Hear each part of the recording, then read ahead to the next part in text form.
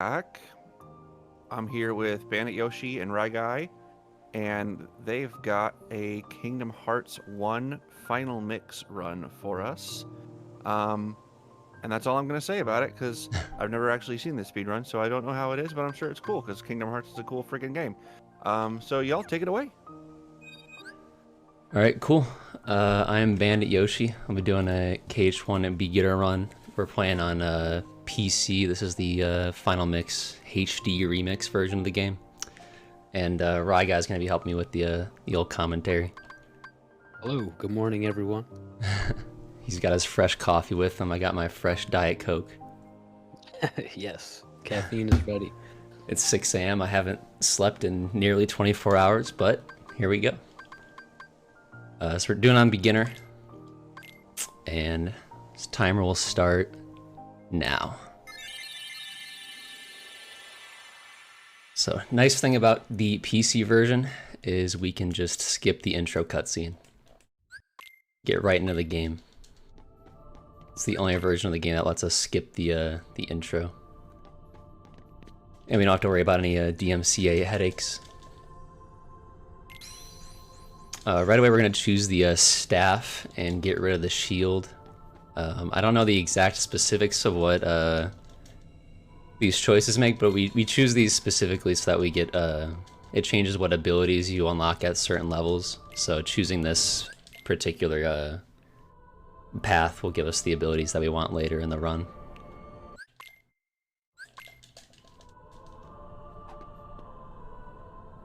This is pretty much just like a tutorial section of how to play the game.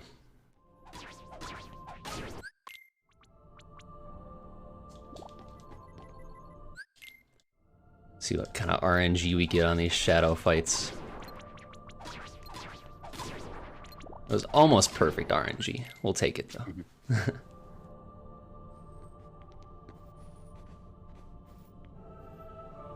Or maybe I'll reset. We'll see. Yeah. A normal Bandit Yoshi stream probably would have reset already. Yeah, this tutorial area is pretty big on RNG, especially when you get towards lower times. These shadow fights make a lot of difference with a couple seconds here or there, so if you end up watching Kingdom Hearts speedruns after this, you'll most likely see a lot of them reset after this tutorial split over and over again, depending on how the shadows treat us. Yeah. They can go like okay, or they can set you back like 10 seconds and then you're just done. Here we're choosing the first options for each of these characters, and what that does is it dictates how your EXP route works. So we're choosing the first options, which, correct me if I'm wrong, Rye, but I think it's the first 50 levels you level up faster? Yeah, that's correct. Okay. And then like the later ones will take more XP, but we won't be getting that high enough level for that to matter, really. We just want to level up as fast as possible. All about speed.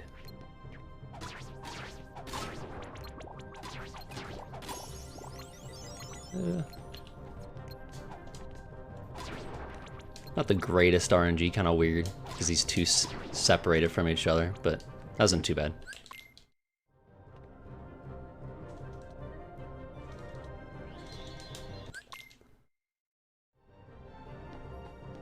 Then right here, beginner is the only mode to do this, but we're going to be using 8 power-ups to increase our strength.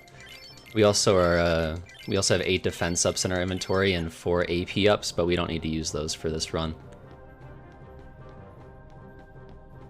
Not using the defense ups makes things a little scarier in some fights, but the amount of time it takes to use them doesn't really make it that worth it.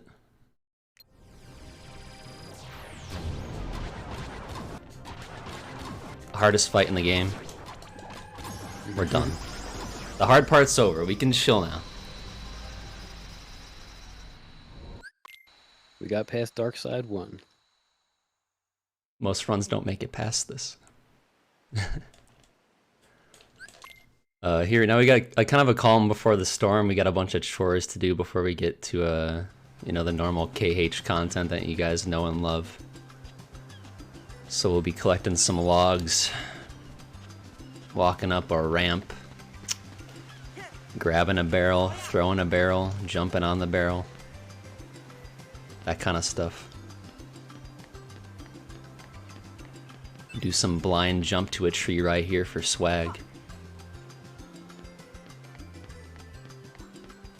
Yeah, another interesting thing about the PC port is that if anybody had played the console version beforehand, the camera controls are way different than the console version. Normally when you click in the R3 button, it you know, centralizes the camera back in front of Sora's view, but on the PC version it pans very slowly over instead of like cutting straight to it. So the camera movement has a lot to, you know, it influences the run quite a lot once you you know, when you're trying to figure out where you're going.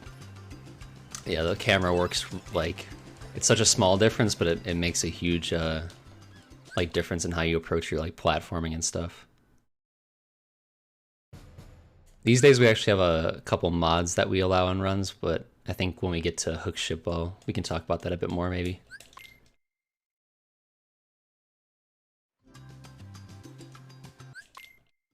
Now we're gonna collect some fish. I'm gonna lock on to Titus or Sephi for some reason. Just for fun.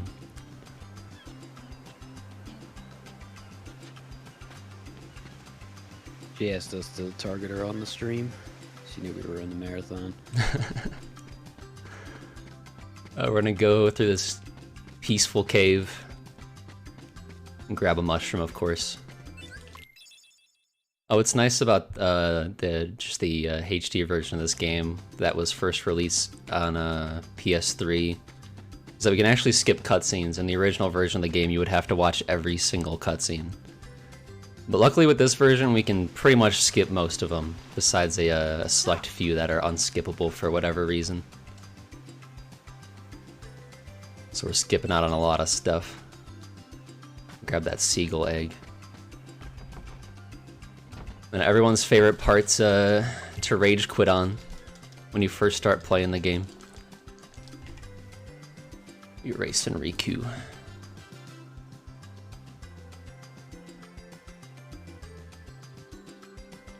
So take notes, y'all. Never lose to Riku again, with my pro tips.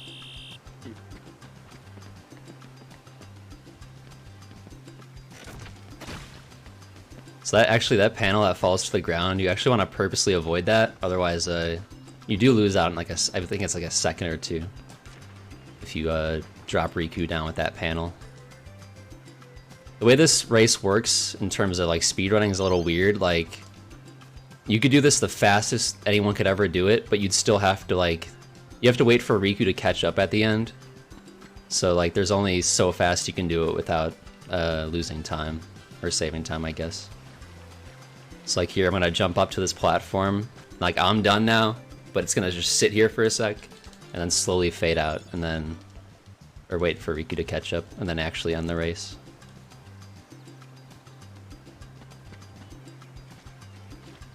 But if you're playing casually, always make sure Riku drops off that panel. Yeah, no, for sure. It's very personal. I'm gonna grab this mushroom here. And every speedrunner's favorite part of the run, coconut RNG. And actually got perfect RNG. Yeah. I did a couple extra swings that made it like half a second slower, but you don't get that too often. Sometimes you're stuck hitting that tree like 30 times.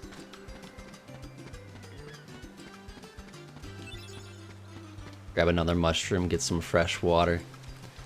Essentially the story right now is like the characters are prepping to make their own boat, sail away to see some other worlds, so we're collecting like resources for that, I suppose. To sail off and you know. They can see other worlds. Skip a bunch of cutscenes. Riku actually does hate the speedrun. I'll talk about that later, but there are a couple Riku causes some trouble in the speedrun. Whether he's when he's your party member or when you're spoiler alert fighting against him later.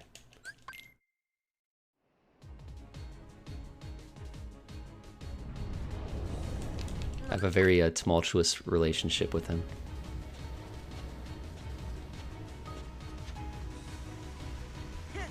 Do some platforming right here, and then we're gonna fight Dark Side 2. Then we'll finally leave Destiny Islands.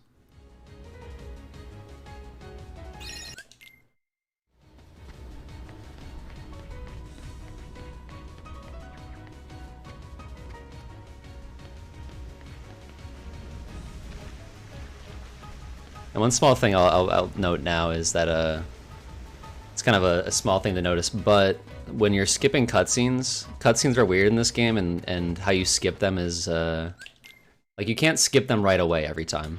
Like on most cutscenes you have to wait like a little bit before you can actually skip them.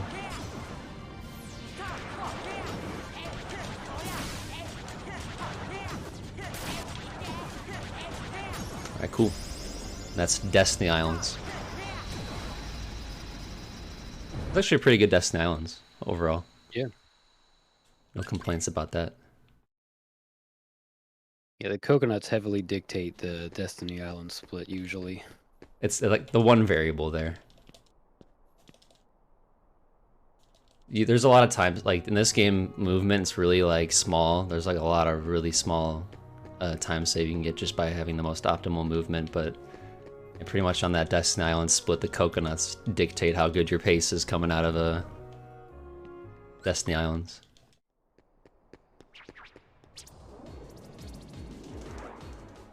Alright, so actually, Ryan, do you want to explain why we're killing some shadows here? Yep, so if you've ever done this game before, you have to kill 5 shadows before Leon will actually show up. So we have to try to kill as many as we can in that first room with one swing. Sometimes you get 4, occasionally you can get 5 in one swing, but after you kill 5 shadows, then you come back into Sid's shop here, you talk to him, and then when you go back out, you'll be able to fight Leon. So for some reason, they programmed it to where you only need to kill 5. Some people will just wander all over the place, but yeah. Now Leon shows up.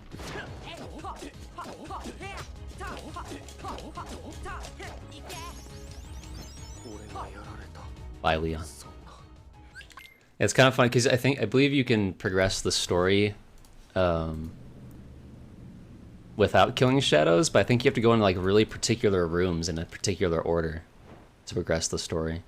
Or you can just kill 5 shadows and leave the go into a building and leave, and then you're good to go.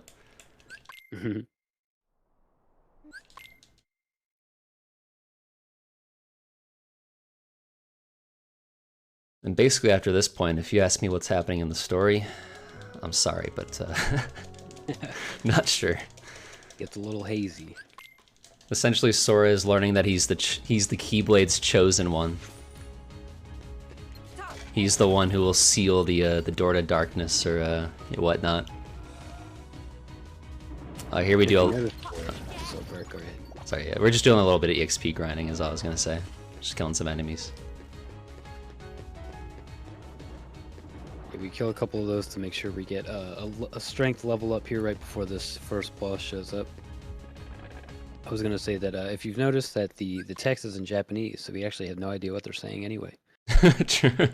True.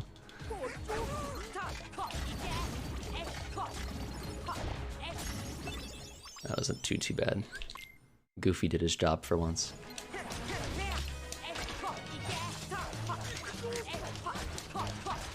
Here, this is guard armor. This is like the first little mini boss here. So besides Dark Side, the idea is just you need to kill all of his limbs before you can kill the body at the end. So it gets a little weird because each part is kind of like levitating away from its body, so it can get a little awkward when you're trying to kill them, but once you kill all the limbs, then you can kill the body at the end there real quick. And there's that like grace period at the end where you just have to wait, like you just can't do damage. He's invincible for a while. But that was a clean fight. It was pretty much textbook. One small thing that can happen during that fight is Goofy actually has an ether that we like really want. It'll help us in Deep Jungle. Sometimes he likes to give it to Donald in that fight, but thankfully he actually kept it there for us to steal. He's doing good so far. If anything, we have to worry about our party members most of this run, so... Yeah. Anyone who watches my stream knows how much Me and Goofy hate each other. Yeah. Any fans out there, definitely make sure you're praying for the boys out here. Because they can do some dastardly things.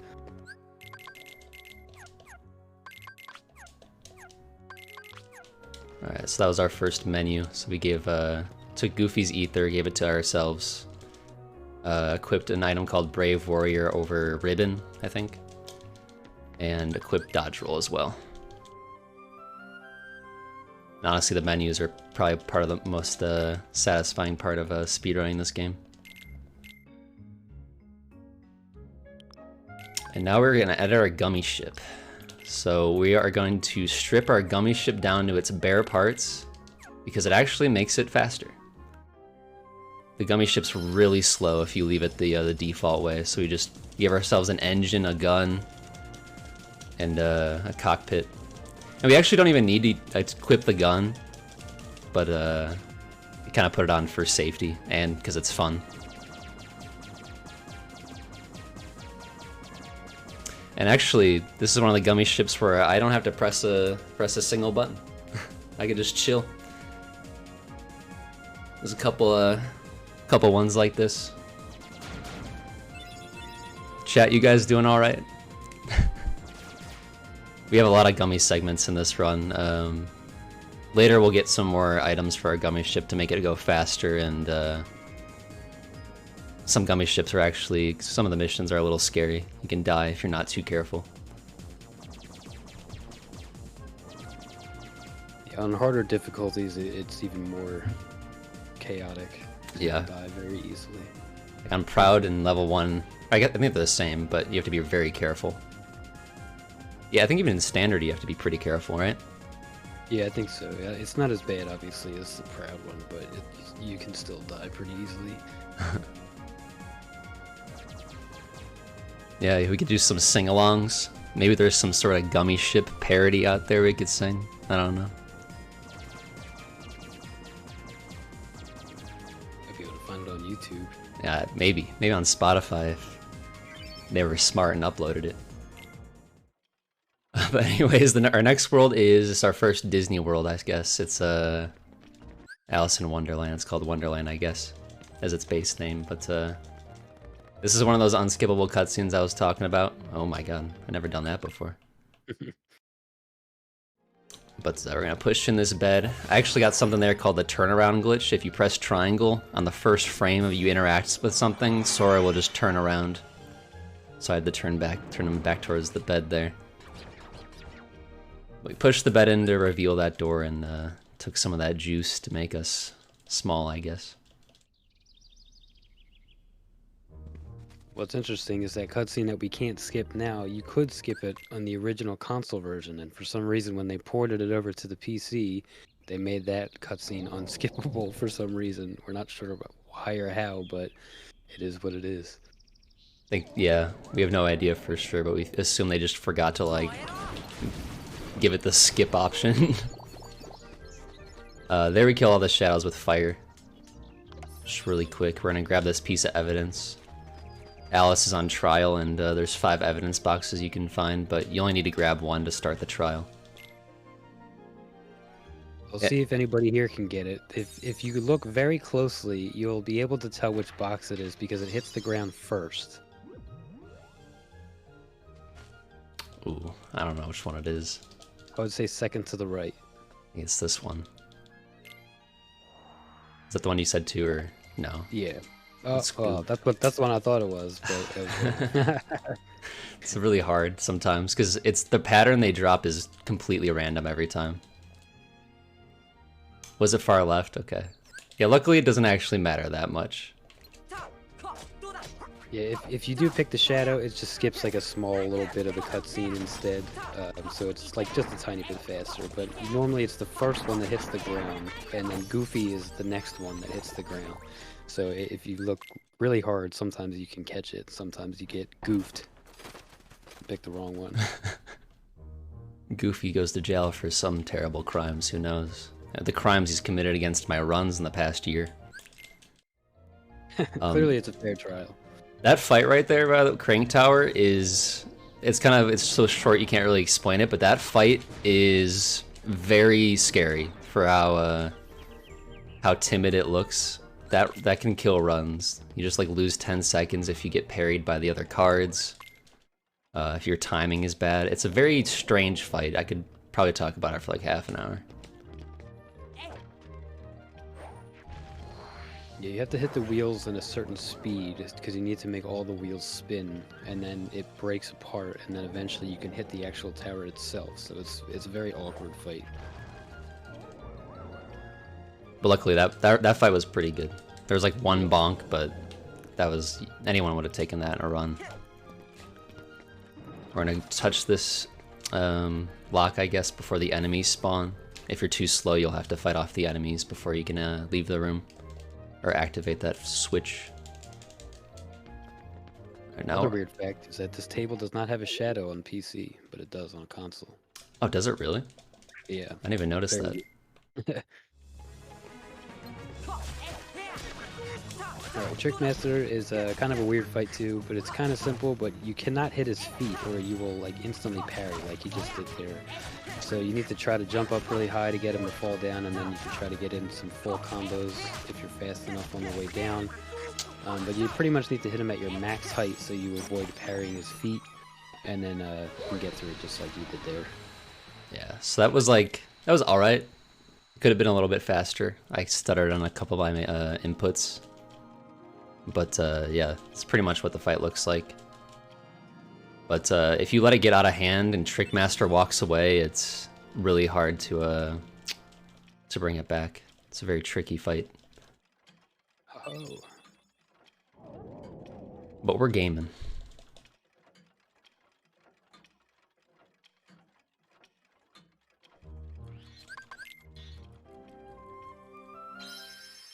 Now we got another gummy ship. That's the... Oh, sorry, go ahead. No, that's it. I was just saying that was Wonderland. Quick. Yeah, that was it.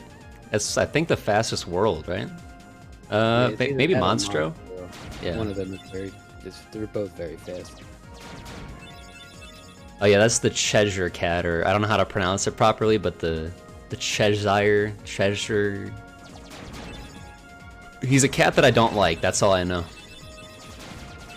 He's got an attitude about him. He's all cryptic and whatnot. Unnecessarily cryptic.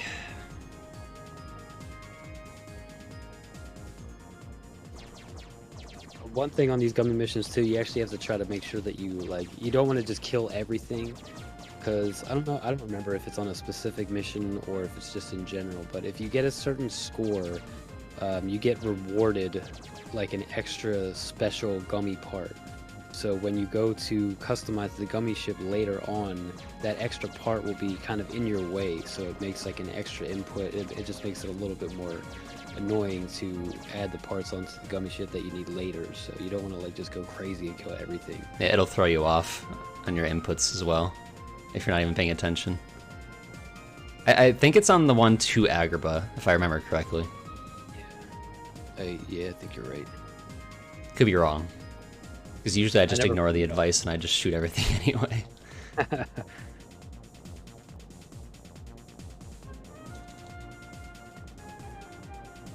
Yeah, our next world is deep jungle. So we're gonna be jumping around with Tarzan, doing some shenanigans for a bit. Sorry, Scrax. We'll make sure you can read all the Japanese text. Yeah, after the run, I will be doing a 3-hour synopsis of the story. Oh my gosh. In Japanese. In Japanese. Alright, so that's the little short fight there. I kind of threw one of my hits for no reason, but very quick fight. Nothing too crazy about that one. You should have to hit her 6 or 7 times. That's about it. So fun fact for casual players out there, you don't have to do the slide, you can just leave. We're gonna do some fun slide collecting here. What we actually do is we try to do an animation into collecting the slides. That way, like usually if you collect a slide, the Sora will just stand there, and then you have to click X, and then you can start moving again. But if you do an animation into collecting it, then you can just keep moving, and it won't stop you there. So kind of a small movement optimization going on there.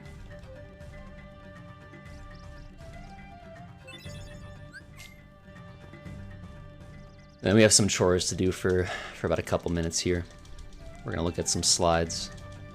They're gonna say some choice words about them. Mm-hmm.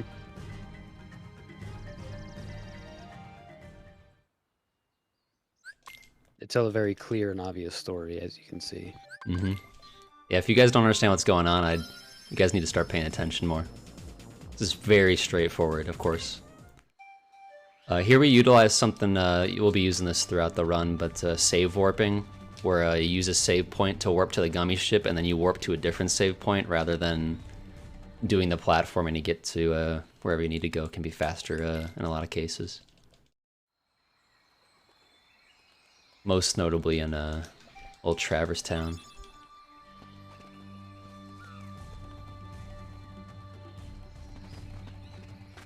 Jungle's very back and forth. It's not a crazy big world, but we end up just going kind of like all over the place and save warping back and forth, so it can be very easy to get lost. Yeah, you start at the top, you go all the way down, then you have to go back up, then you go all the way down, but then you start bringing yourself back up again. It's a mess. Now we got some fun Power Wild fights. So there's 5 rooms we have to kill all these Power Wilds in. And it's relatively high RNG, just see where they spawn and just deal with it in the moment. That was a little slower than you kind of want, but honestly not that bad. Alright, save warp again.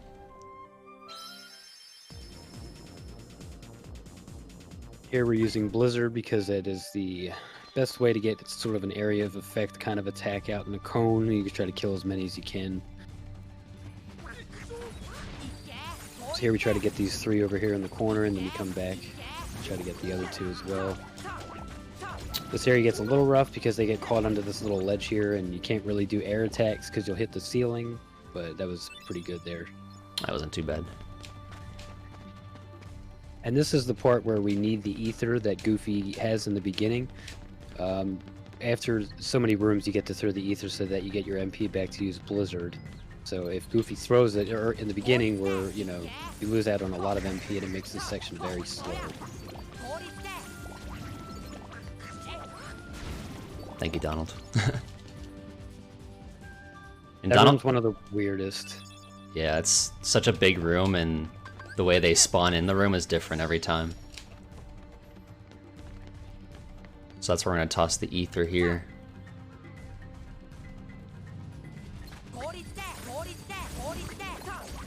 That was really good, actually. Nice.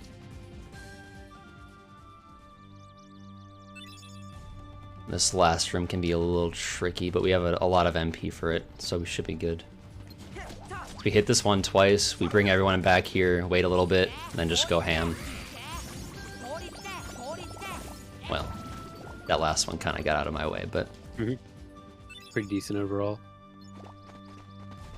A good thing too about the PC port is that we now have like a loadless timer when we do our runs. So there's a thing when you do the power wides at the end, you get the little gummy piece from the gorillas. There's like sometimes they're delayed and sometimes they're fast, so it can be annoying. So we don't have to worry about the loading times on that on the PC. Here's Sabor again. This fight is a little more involved, obviously, so we try to spam a bunch of fires until she gets behind you, and then you just start doing some attacks there, and then you should finish her off pretty quick. You try to parry her when she runs at you so that she's stunned, and then you can get all the hits off that you need. You gotta be quick, otherwise she'll jump into the bushes, and then it gets very time-consuming. Yeah, that wasn't too bad. It was a little slow at the end, but it was better than having her jump into like the thicket or whatever it is. And then you just have to wait like 5 seconds for her to come back. Here we're going to use this mini game. We're going to enter the mini game and then skip it immediately. I got the frame 1 pause. Let's go. And then go back up here. Sabor is a female, for anybody who didn't know. This is one of the most tech-heavy fights. Ryan, do you want to explain it? I don't really understand it that much. Yeah, so there's this very large grapefruit-looking thing, and you pretty much just have to jump and hit it, like, what, 15 times? 15 times, yeah. Yeah, so it's really complicated. Story cannot progress without it. It's completely necessary. Be careful when you're learning that one. Yeah, I made it look easy, but that's why he's here and we're not.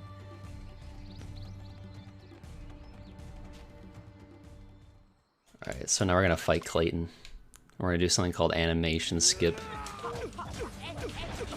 Thank you, Donald. So there's a quick part there, and then the second part, Clayton's on this stealth sneak. That's what it's called. So he jumps up here on this platform, and then while you do two quick air combos, and it kind of gets the stealth sneak sort of like stuck in midair, so that way you break through the animation of the stealth sneak revealing itself. Because otherwise, when it's on the ground, it's like a very long animation that you can't do any damage to the sneak, and it like shows itself and everything, and it's a good like 10 or 12 seconds. So we jump up there and do this kind of awkward air combo hits 2 in a row, and then it just instantly reveals them and skips the whole animation. Very weird. If you do miss it, I think it's like 10 to 15 seconds time loss. Like, it's pretty rough. Yeah, he made it look very easy, but it is very tight.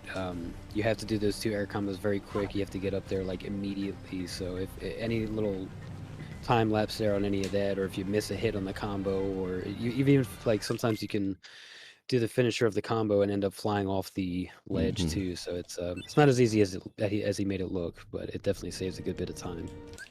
Also, that jump, that waterfall cavern jump there at the end is very scary. Yeah, that was good too. The camera gets very wonky in there because it's like a very narrow path, so anytime you try to go back and forth, it just goes kind of all over the place. So, and even the ledge grabbing gets a little weird too. So thankfully he got through it pretty good. Yeah, it's like the ledge, but only like the right half of it you can grab. And even if you grab the most right, like, you sort of won't get up, so you have to like get it pretty accurately.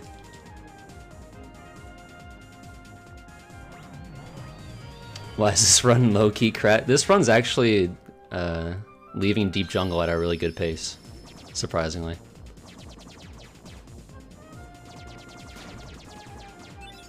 And now, unfortunately, this is probably the least eventful part of the run. We gotta do 2 gummy ship missions, and then a bunch of chores in Traverse Town, but, you know, it'll be a good time regardless. Yeah, definitely the least action-packed part of the game, excluding the tutorial. Well, no, even the tutorial is more action than this. Also, yeah, that's a good point. I think the category for the stream didn't change quite yet. If someone listening can fix that.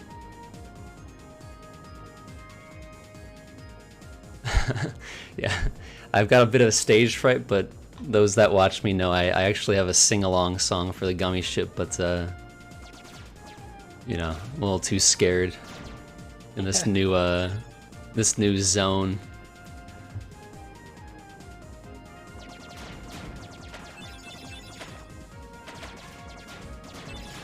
Make sure to follow Bandit Yoshi so you can check out that song at a later time.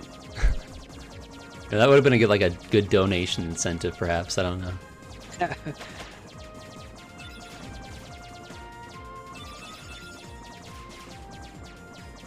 I'm actually going to, just as an example, this next gummy ship you can actually use as a bathroom break if you're you know, interested in running this game at some point. So I'll let Rye take it away on the mic, and I'll be right back. Talk about stage fright. No, I'm just kidding. Yes, it's the same gummy mission that we had before, so you can sit in the same spot, just on the alternative side, so you can just kind of float on by and not get hit by anything. You get hit like once, but on beginner it doesn't do enough damage to kill you.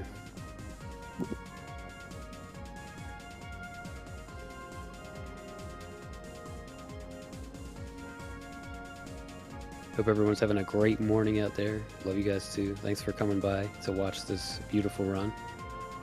Obviously, I'm very biased because I play this game too, but it is a very fun run. If anybody's interested in learning the speed run, there's a Discord and everything out there.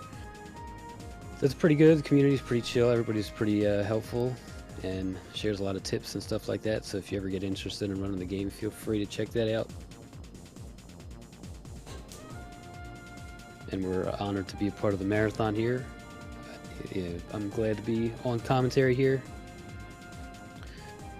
Good cause. So we thank you all for coming out. On behalf of Bandit Yoshi and his bathroom break.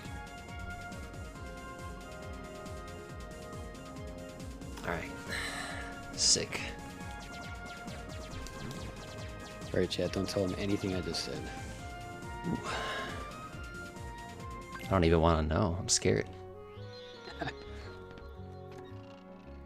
Alright, so pretty much go back to Traverse Town.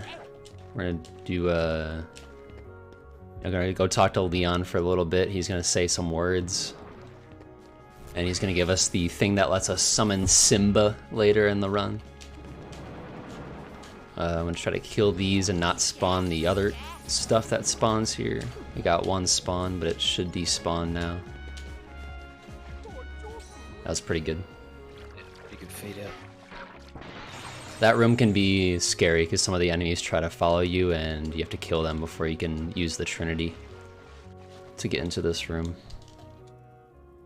This is actually one part of the run that is very different than if you run this game on English. Obviously, we run Japanese because the text speed is a lot faster, so it's much faster than the English version. But on the English version, that little alleyway that we just went through where we broke through the cage in the waterway, if normally you would go there first in the very beginning of the game on English. Because there's something about that red Trinity glitch that when you do the first cutscene of like exploring, the tutorial of what a Trinity does, Sora's positioning after the cutscene on the English version of the game allows you to clip right through the gate, and you can come right in here early, and you don't have to like wait for anything to despawn, and you can just go right through there. You have to come back later anyway and do it, but in the very beginning you could just do it. You can clip right through the gate, but for some reason on Japanese version, your positioning is different, so you can't just clip right through it. So it makes this version of Traverse Town a lot longer for the Japanese run, whereas on English it's kind of like split in half. You would do most of this work in the first visit and then come back and not do so much later. I barely got the door with that fire. Yeah. That was like this little swag fire shoot right there. These rocks are a little scary, yeah. Those rocks are RNG, what way they move. Sometimes they don't move at all. So that actually was a little scary. I almost fell off on the fourth one.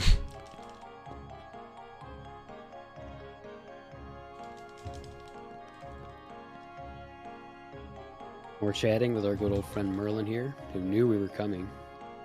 Yeah, so what Rai mentioned with the text boxes has nothing to do with the Japanese characters like a lot of games do, where like it's just less text in Japanese. It's faster in Japanese because for some reason you can skip them faster. In English you have to like, it sits there and makes you read it for like 30 seconds and then you can skip it. Obviously not 30 seconds, like a half a second or whatever, but it makes up enough difference where I think Japanese is almost a minute faster. I think like 45 seconds or something. But yeah, as Pastor Ray mentioned, this game has a lot of small stuff going on. A lot of minute things that may seem trivial. But now we're done talking to Merlin now we're gonna go talk to Sid. And he's gonna say some other stuff about who knows what. And then we're gonna sell a bunch of items because we want 1250 money for gummy ship parts. So we'll be selling very specific items just to make up that money.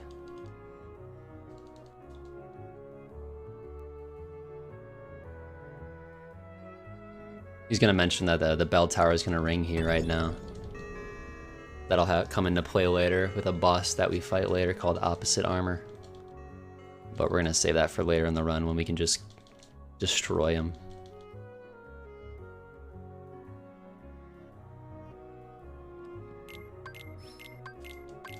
Bruh.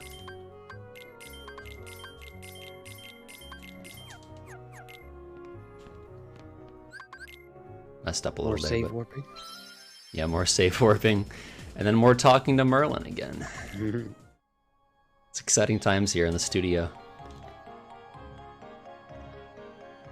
And you could technically still save warp in older versions. I mean, it's mostly like the PlayStation 2 versions, but the load times are so long that it's just not even viable until like the PlayStation 3 came out. I think there was one of those versions, or just the 1.5 remix version in general, where they started to save warp.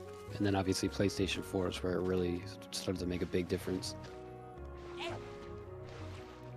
Yeah, luckily here with the PS4, PS5, PC, and technically Xbox One version, loads are very, very fast. On PS3, they are absurdly long.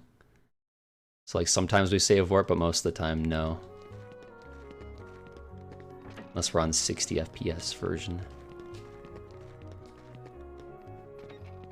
So this world sort of like caps off the early game.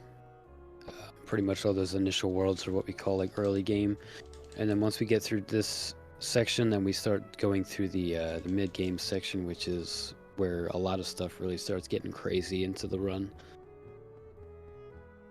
It's like the calm before the storm. Yeah, like after this, it's pretty much you're doing something all the time. It's kind of like, it's funny, it seems like such a trivial part of the run, but like all your movement like really makes a huge difference in what your pace is leaving Traverse Town 2.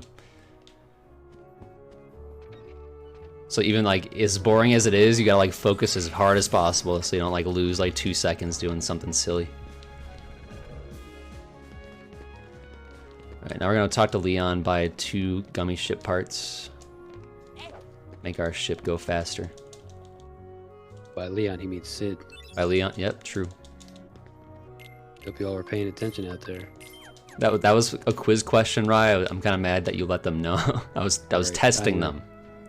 For sure, I definitely didn't mess that up. That's your one and only freebie, guys. Don't get used to it. We're gonna put on, I think it's called Fire G, and then Haste G, I think, or Thunder G. I don't know. I think it's Haste G, yeah. Because it makes you go fast. Here, a little tiny thing. There's a wormhole thing that we're going to fly to, but it's actually faster to go to Wonderland and then fly towards it. You can fly towards it from Traverse Town, but it's slower. Takes longer. It looks like it's literally right next to Traverse Town, but it's not. It's very deceiving. So now I have a thing where if I hold down square when that orange bar fills up, I can do a boost. And that's fun.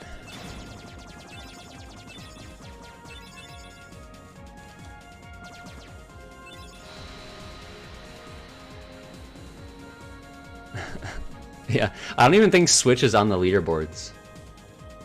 I don't think anyone has asked or wanted or... Yeah. I'm not even sure if you can get through the whole run without it, like, disconnecting. Imagine doing, like, final fights with lag the whole time. Oh,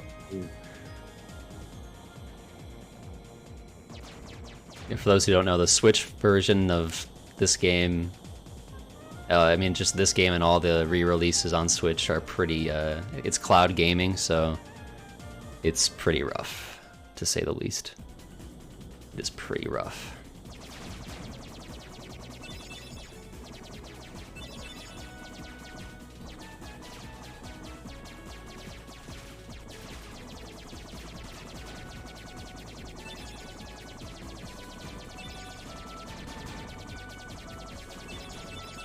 yeah. Yeah, go for it, That's the Passer. first one. Be our guest. No one else wants to do it. Don't take our word for it. Just do it.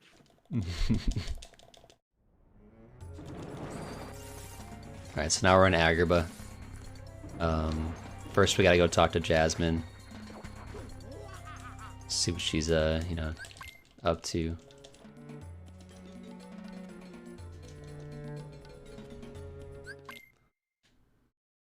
This is the first world where we sort of experience a little mini boss rush towards the end of the world. It's pretty much like 3 bosses for the most part, back to back. And this world is, again, the midsection, like, the next few worlds has so many things in each one that if they go wrong, you can lose so much time. Agrabah's scary because yeah, like you got 4 bosses in a row that are all very specific how you want to fight them. Yeah. Bandiyoshi's gonna make them look very easy, but they can be very easily messed up as well. This fight is all RNG and kills many runs. You just have to kill 10 bandits. Yeah, they all pop out of the sand in different spots. And sometimes, depending on how the fight goes, you could end up leaving, like, there's an extra one that'll spawn after the rest. So that was pretty okay, though, so I think that was pretty good, but That was decent. that can get pretty chaotic as well. Pretty simple, you just try to group as many as together in Blizzard and hope you get, like, all of them. It's literally all improv. There's no set pattern to it at all.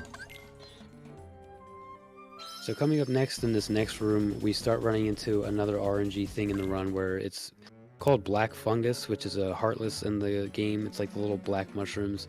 There's a few rooms that when you enter them, you have a chance of spawning black mushrooms, which loses us time because they take a very long time to kill. So we try to avoid getting them, so we'll see if he gets them here. And he did not, because if you enter the room, your menu will be red immediately, so you'll know that you got them. But there's only one other spot in this speed run where they could show up, but they do tend to waste a good like 5-10 seconds because you have to leave the room and come back in to make them despawn. So far, so good. Yeah, that room you just gotta kill a couple Heartless, then unlock the door that we're about to go to and fight good old Pot Centipede. Luckily, this is the category where it's the least torturous. It's pretty forgiving in this category, but in other categories, this is one of the worst fights in the game. So Jasmine gets caught up in the pot, so you got to try to kill this pot centipede to try to free her. You can't hit those pots while it's connected because you'll end up clanking off them, so we have to focus on the head. And again, on beginner it's very fast, but every other category is very, very awful. No, there, after the fight, I purposely dodge rolled into this room because it loads us in this room now. It'll load you whatever room you're in after the fight ends. So I very purposely dodge rolled into this one so that we didn't have to go through that load zone. And now we have the Cave of Wonders, or Tiger Head as some call him. So we have to quickly roll up to the side of his head so we can get on the top, because you can only attack its 2 eyes. And on beginner you have to wait a second so that his head animation starts going back like this, so that you can just do the most damage to the eyes as quickly as possible. You hit the one eye in a certain form, you normally do about 13 hits I think, or 13 to 15 hits. And then you hit the one as his head is going down, and then he quickly kills the second eye as well. And this is another fight on any other category besides beginner. It is absolutely chaotic. Yeah, I just matrix dodged 2 fireballs. Just, Yeah. like, I didn't purposely do that, but I got really lucky I didn't get hit. It spawns a bunch of Heartless after, like, its head, like, when it breathes out the big, like, sand attack. You couldn't see it, but that's what he does when he goes to put his head down. And so that's when it starts getting really, really crazy, because all these bandits start, like, you know, shooting up towards you on the head, and then you're trying to, like, stay on the head and attack the eye and not get hit. So every other category is really, really chaotic.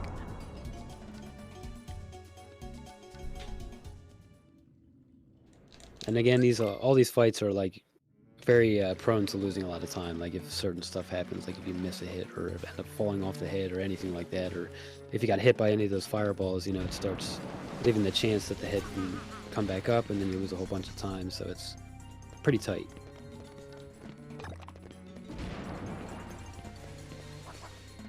And now we head into Jafar, who's another rough spot for the beginner runners. This is a very tight pattern that you have to do to make sure that you try to kill Jafar while he's on this one platform and he doesn't move.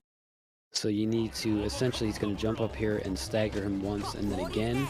You hit him with a blizzard attack, so he puts up this magic shield, and then you do, you know, a certain number of hits, and then you need to stagger him right before he moves off the platform. It's very, very, very tight. This fight is also rough.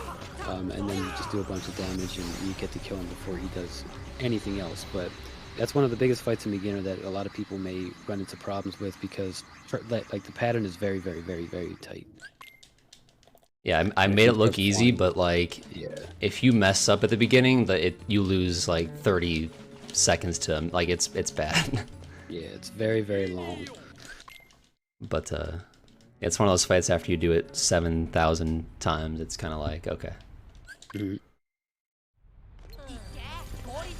And then Genie Jafar is pretty simple. You just hit him with a bunch of blizzards until Iago comes over, because you can only really do damage by hitting Iago or the lamp that Iago holds, or blizzards on Jafar. And you hope for this pattern where he goes to that little edge and then comes back to the center, so you can just keep hitting him. He does have a chance of starting to kind of go in different directions, which makes it annoying, but other than that, it's pretty simple. That was a very good Agrabah, actually. Yeah. It was solid.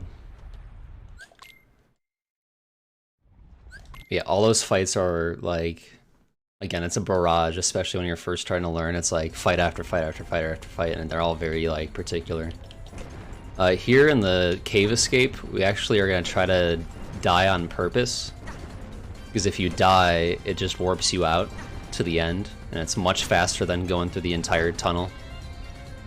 So I'm hitting very specific rocks so that I can die at a very particular time. Got hit by the bonus rock there. It doesn't actually do anything, but swag points, I suppose. And then we'll die on this next fire pillar.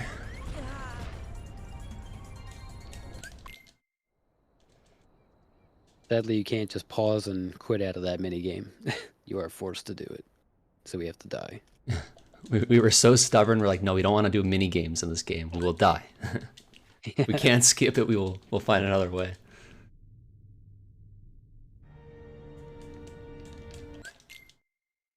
This run's actually on a pretty good pace too. It's actually matching PB. Let's go. Something will go wrong, but a good showcase so far of what a run of this game looks like. And Bandityoshi just hit a pretty solid milestone the other day as well with his current PBs, like one of the only 3 or 4 runners to get the current time that he has. So it's very good that this run is on pace with that. As on the 4th player to get a 149, which a year ago was not even a time that it was a thing in this game. Now the world record's 148. There's a Violin's got a 148 in this game, which was a very insane run. But he's also very, very talented at the game.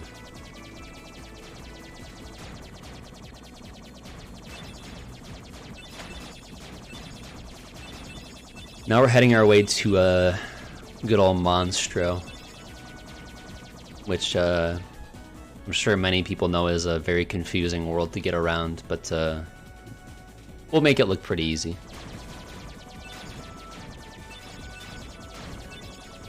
Sort of another little break in the mid-game section. It's a very fast world. There's not like a whole lot to it, so it's a nice little break between, because after Monstro, we go to Halloween Town, which is another crazy world when we get there. So yeah. Monstro is sometimes a nice little breath of fresh air before we get into more craziness. Yeah, I like to think of this as the calm before like the real storm, because then you have Halloween Town and Neverland, and there are so many things that could go wrong that are very hard. Then again, not to diminish this world at all, because you can lose a lot of small time, with some silly stuff that can go on. I first started running... Oh, sorry, go ahead. Go ahead. No, you got it. You got it. Sure? Okay. Yeah. I started running this game January. So I've been pretty much playing this game every day for like about 11 months now. Oh, wow, yeah. It's been almost a year. Almost a year. Sometime in the beginning of January.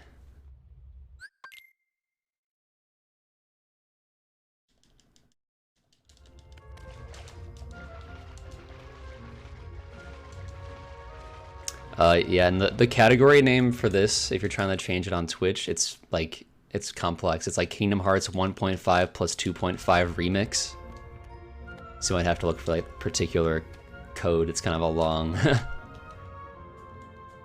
name. And also, everyone, thanks for the good lucks. Here I'm gonna try to do a really hard trick called Chamber 3 skip. We'll see if I can get it. I don't know with the pressure if I can pull it off. Let's go. Nice, good stuff.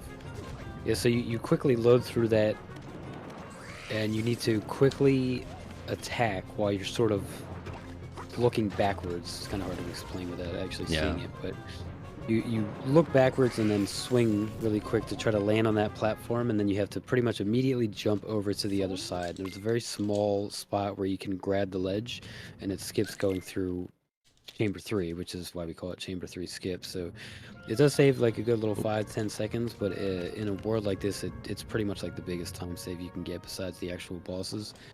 And it's also extremely tight because if you swing too early, you end up clanking off the ledge and falling, or you could just miss it completely or miss the jump on the other side and bonk your head. So it's very tight. And this is Parasite Cage 1 out of 2, and pretty much you just you can stagger both of these bosses. We're about to fight it again in a minute. And you just do 3-hit combos over and over again to keep it staggered.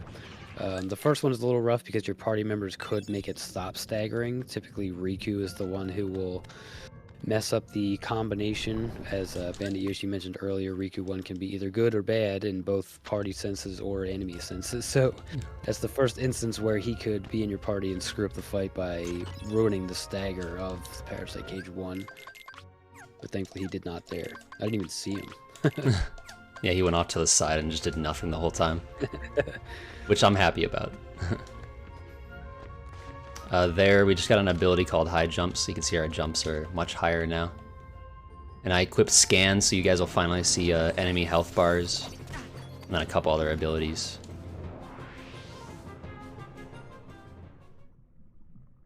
Here at the beginning, I'm going to try to get a really tight like animation skip of sorts. I don't know what to call it.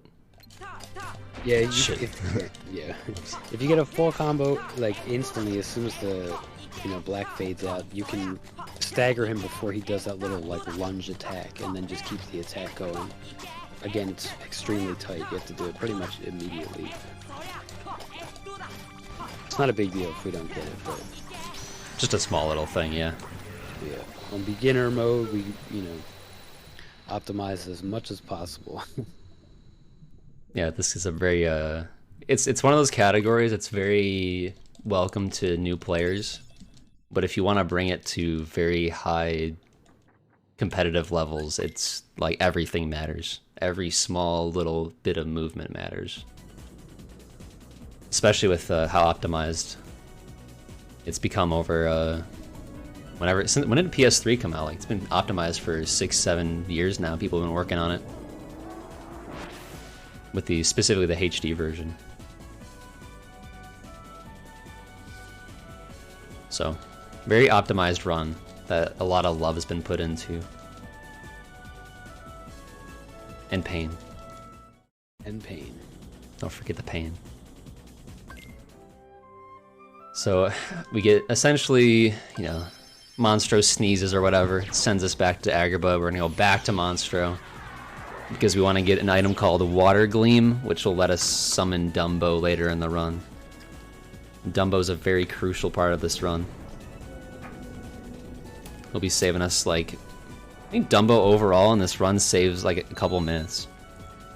Yeah, it is pretty long.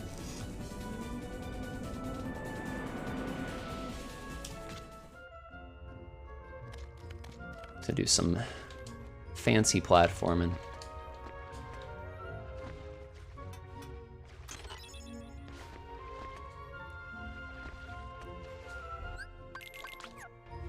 I'm gonna switch equipment there because we're gonna be focusing on keeping our magic higher than our strength for now. We decided to get Water Gleam there because we have to come back to Monstro regardless. Because you could technically grab it once you get the high jump ability when you're first there, but the game forces you to come back to Monstro anyway before you can fly to Halloween Town. So we just get it on our way back. Another interesting fact about the HD version is that Monstro is 100% all the time, but in the original game, you actually had a chance of missing Monstro the second time you go there. So you could warp to him and he could just not be there, but on the HD version, he's there all the time, so that's why we get Water Gleam on the way back.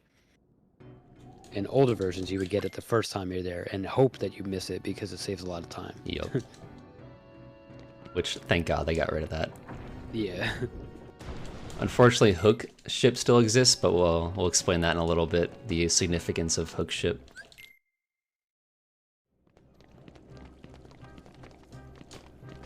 Go up here, grab this in this chest as a power-up. So now we're in Halloween Town with our friend Jack. Doing some skeleton shenanigans. fans out there? Yeah, any skeleton fans?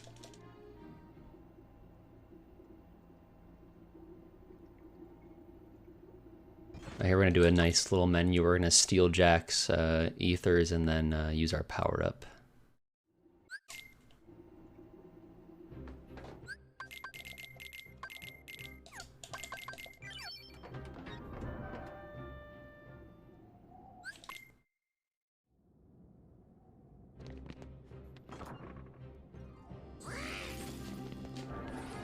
And pretty much this is like almost similar to Deep Jungle, honestly, where we go somewhere and then we go back and then we go somewhere and then come back.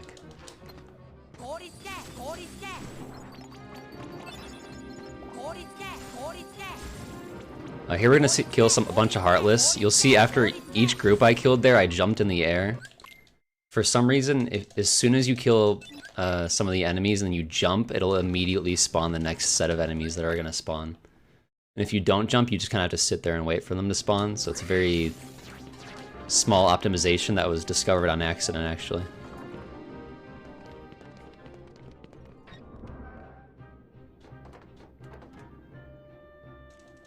What's this guy's name? I don't actually know this guy's name. We keep going back to him to give him parts because he's trying to make his own Heartless or something, I guess. Trying to make his own functional heart or something.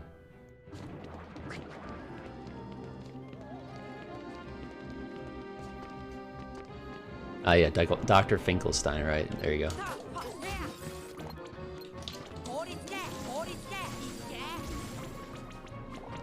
I'm gonna jump in these gravestones. It's a very tight platforming. If you fall on the floor there, more enemies will spawn. So it's a very, very tight platforming just to make sure that you don't get extra enemies. I have too many items. 2, 3, 5. More RNG on the ghost pattern. We hope to get closer to the higher numbers so that it's more to the right, but... Luckily they're all around each other. Sometimes it'll give you like a 1, 7, and 1, and you have to like start from one end, go to the other, go back. Yeah. It's a mess.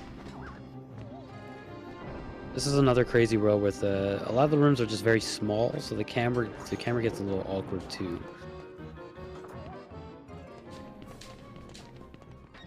And this is the next world where we will run into potentially Black Fungus on his way back to Moonlight Hill next time when we go over to the other side. We hit the fire on that little platform so that we can get a shortcut to go back to Moonlight Hill there instead of going back through the coffin.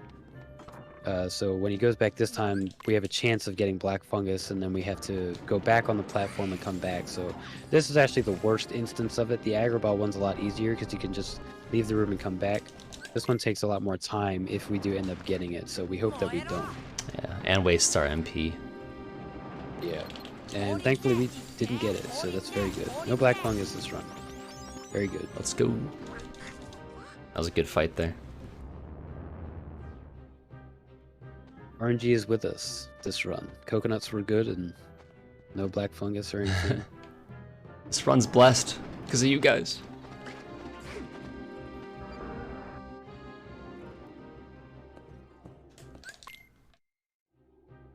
Alright, so this is a fun thing called it's called Community Climb, right? Yeah.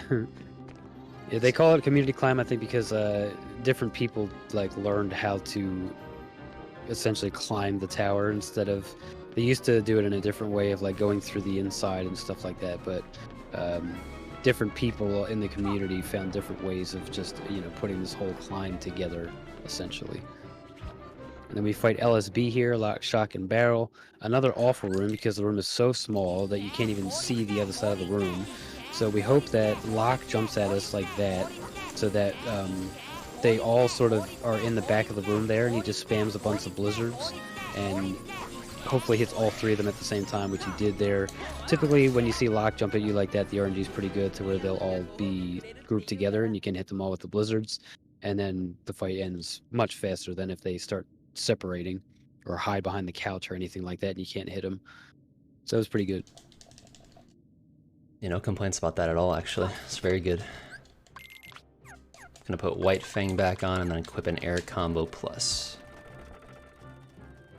My menus are a little outdated. Menus that new runners do these days are a little different. I still kind of go with the sort of classic menus just because I'm too afraid to change them. You're a classic guy. And it makes such a small difference. Alright, go ahead. Alright, Oogie Boogie is another awful spot in this run. So here we have to play a little bit of a dice game. We kill these first couple ones, and Oogie can only be hit like about 10 times before he knocks you off the platform anyway. So he jumps up here, he's going to hit him 10 times, and then right before he jumps down, if you hit him while he's in his little jump animation, you get an extra little boost of damage there before you fall down. And now he's going to throw dice at you that you have to reflect back. So he's going to jump up and try to hit all 3. He missed one, but he thankfully on the bounce back he got to hit the second one. Sadly, he then you have to hit the right button that corresponds where Oogie is, and he accidentally landed on the wrong one. So now we have to wait a whole lot longer before he's going to have to throw the dice again, and then we have to do that again. So ideally you want to try to do it, you pick the right platform there, and then you jump up and kill him like he's going to do right now. But this is another reason why this world sucks, because Oogie control you and like be jumping back and forth on the platforms. Yeah, this is another example to the. Yeah, it's a little rough. When I said that Oogie can only get hit 10 times, it also counts for your party members as well. That's why you want to try to isolate yourself away from your party members, because their hits count as well towards Oogie's invincibility. So that time when he picked the right platform that Oogie was on, Goofy also got up there with him and started hitting him a few times, which made him have to jump back down and do it again. So yeah, that's pretty crazy. I lost a minute there. That's okay though. It's a rough fight. It's very, very rough. Again, this is why we don't like mid-game, because a lot of this stuff, if done right, is pretty easy and quick, but if one little mix-up, loses quite a lot, like a large segment of time. So yeah, they're like, I was just trying to be greedy, but unfortunately Oogie was like literally just a little to the left to the that I pressed the wrong button. But yeah, he does that a lot. When he's walking around, he'll walk in one direction and then he'll stop and go back in another direction, and it happens so many times because you're trying to do the fight so quickly. You want to end the fight quickly, but he'll fake you out and then go back in another way, and then he'll end up on the wrong side of the little gate there, and it just it's quite a pain in the ass. So here, this is like the second version of Oogie. He turns into this gigantic house, and then you just have to go around and kill these little blobs. They take only about 5 hits, so it's not too bad, but again, the camera gets a little weird moving around here. I got hit by a bunch of fireballs there too. Yeah. This is another fight that's really awful on harder difficulties. That was a neat little platforming thing there. Skipping the ledge. Shoutouts to, I think, Mistmaster found that one. Yeah, I believe so. And that's Halloween Town. Another crazy, crazy world. Yeah, besides Oogie, that was very, very good. Yeah. Very good world. Yeah, Oogie's one of those fights, most runners are a little anxious going into that one. Because even if you do everything right, just sometimes your dice reflect. Just doesn't go well. Like, you just can't perfectly control it all the time. But yeah, it's still very good though.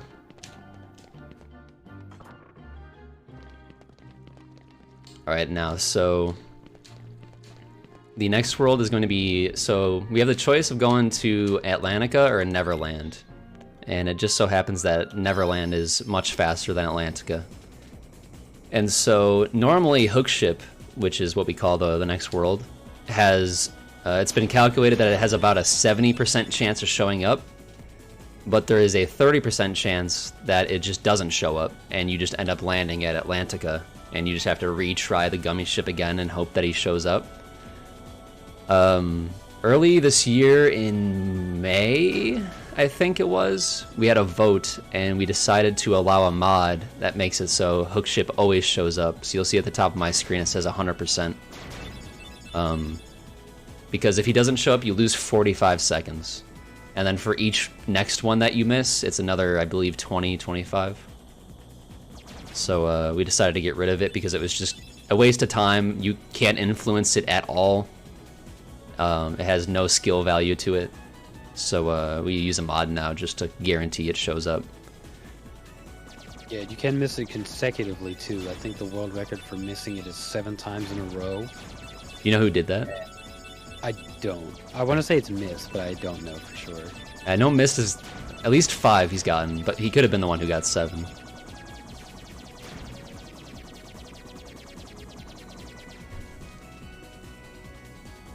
And I believe that's, so it's 3 out of 10. That multiplied by itself 7 times. Like, pretty absurd. Yeah, it's a lot. I think my record is 3. Which even that is pretty horribly unlucky. Yeah, again, especially with optimized times towards the end, it literally just destroys the run. Even just missing it once is pretty much a reset. So we don't have to worry about that anymore on PC, thankfully.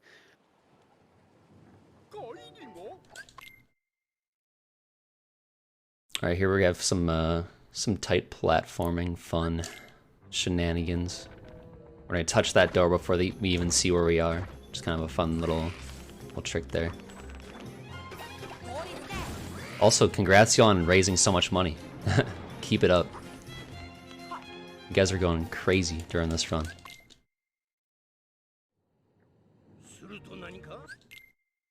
I don't even know how to describe Anti-Sora, right? I don't even know. This next fight is it's one of the worst fights in the run. It is very difficult. Yeah, it's very hard to explain in a brief manner, but we basically try to stop loop him. There's a few bosses in this game that we try to stop loop, and this is the first one. So we try to stop him and do, a certain amount of hits in between each stop, and then you basically want to try to keep him staggered after the stops happen. And it's a very particular way that you have to do it. There's no point in diving that deep into it because it wouldn't make too much sense. So here he is going to try to stop loop him here, and you pretty much just, the basic thing is pretty much that. You just keep stopping him, do a bunch of hits in between, and then hope that he ends up continuously staggering and that you can keep hitting him because his hitbox is very small. The way that he gets stopped in his animation is also very awkward. And he also in the beginning has a chance of, he has 3 different patterns that he could start with, but we got the good one thankfully, so that's pretty much Anti-Sora in a nutshell. It's much more detailed than that, but for the sake of the marathon, that's pretty much all you need to know, I guess. But it was a pretty good fight overall. He only got out of the stop for just a small little bit there, which is very good. It can go a lot worse than it just did. I think you got fast fade too after that, did you? Yeah, I got fast fade too. Yeah. There's a chance after the fight too, if we try to roll into the door to manipulate it, which I think that's what manipulates it. Nobody's like 100% sure, but that's what everybody tries to do. You roll into the door after the fight cutscene, and you have a chance of the little black menu fading out of the cutscene to be faster than normal, which says you can skip the cutscene a few seconds faster. I think it's like 3 seconds, which is pretty big. Yeah, it's pretty good. And then we had there's a very chunky menu after the fight. Those menus take a while to perfect those. And that was a really beefy one, but it was a pretty good menu too. But this is our first time where we're going to summon Simba just to clear the entire room essentially. Besides a ship that we'll have to kill here in a second.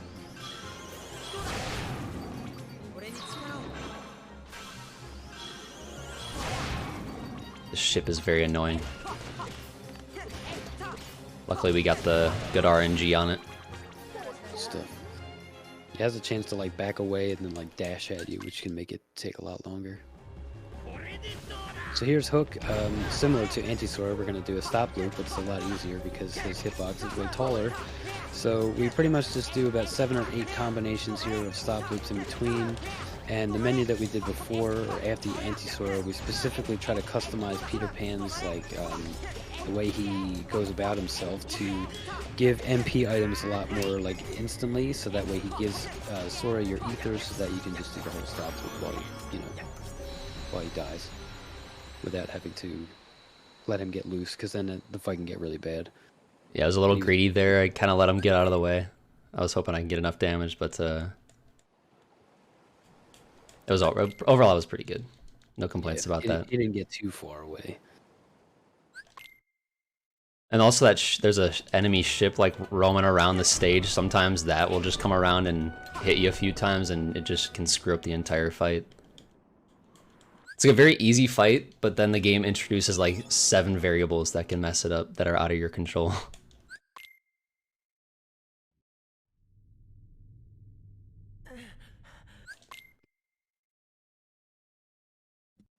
Yeah, that was pretty much Neverland there. It's a very quick world overall. Yeah, it can also heal Hook too.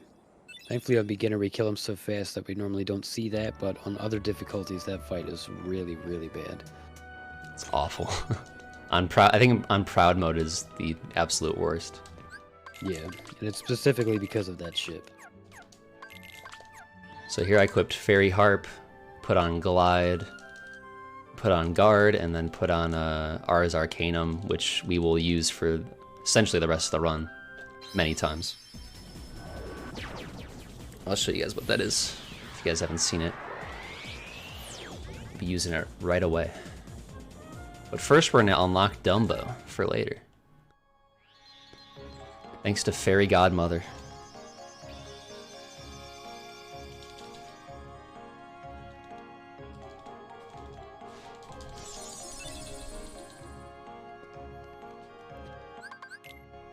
Did it specifically to Spites, yeah. This, I don't know, I've heard other people kind of talk about this game as, like, this game as a speed game is just funny. Because, you know, it's not like, you know, not to say it's better or worse than anything else, but it's not like Mario 64 where it's like, okay, do this thing and that's the fastest way to do it, good luck. You know, just get better at that. Kingdom Hearts is essentially learn how to do some things and then just try to do, you know, well and everything. Like, nothing is ever the same in this game. Like, every run is completely different. You cannot expect anything out of any run, essentially. This is kind of gross. That's alright. We'll do it the jank way. Alright, Donna got the other one, thank God. Unfortunately, it was a green one that flew away. Green ones you can't use magic on, otherwise I would have used like fire or blizzard or something on it, but at that point I just kind of went for it and killed him instead of just waiting for him to hopefully come back on the platform. So that was a little bit of a rough bell tower fight, but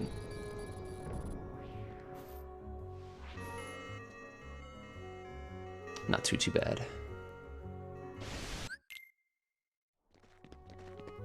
This is actually a weird like thing where some of those enemies can like fall to the ground and they don't despawn, and you essentially lose your run, but they just like sit there for a minute before they despawn.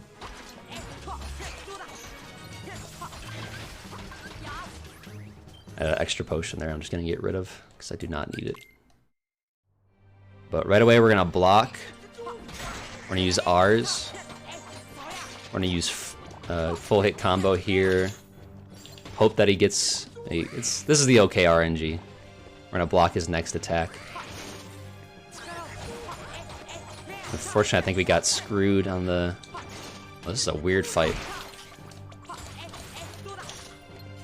Yeah, this is another big fight with a lot of RNG involved. Thankfully, the end here is pretty quick cleanup, but he has a few different patterns that he can do outside of the first initial attack. and based off of that, it can determine how Wow. fast we can do that. He also the cutscene also kind of glitched too. Yeah, we gotta. Usually you can skip that cutscene when the fade out begins, but very rarely it doesn't let you. I haven't gotten that in a really long time. I was like, what was going on? Is my game broken?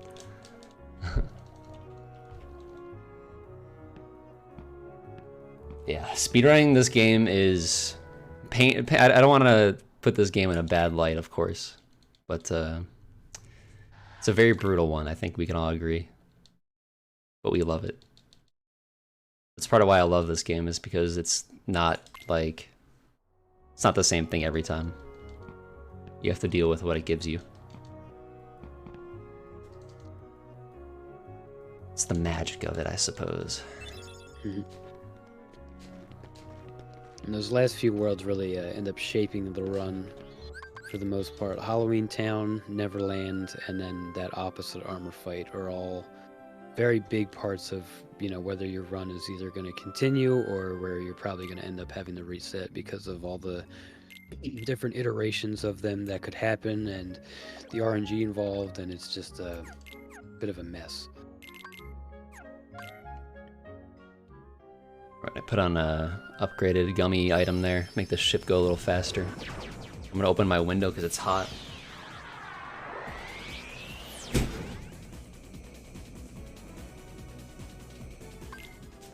Now we're going to fan favorite world, Hollow Bastion.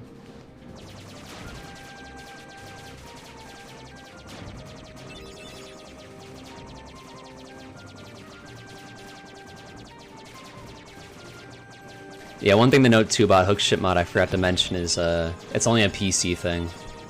On console you just have to hope.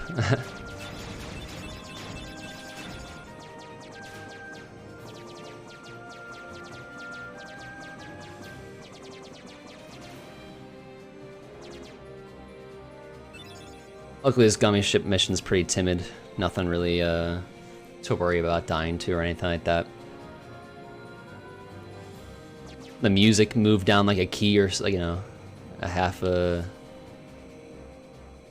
I don't even know music terms. I don't know why I'm trying to describe the music. Like half a... dropped half a pitch or something? I don't know. He was right.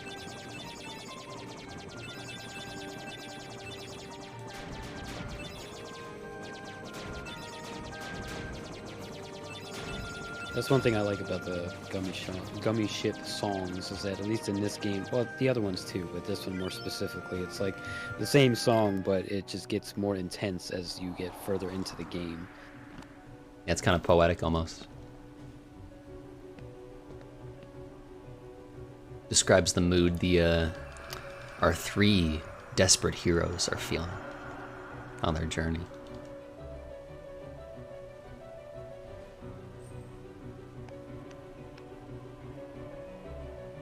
Yeah, another thing to note too is PC's the only version you can skip the opening cutscene.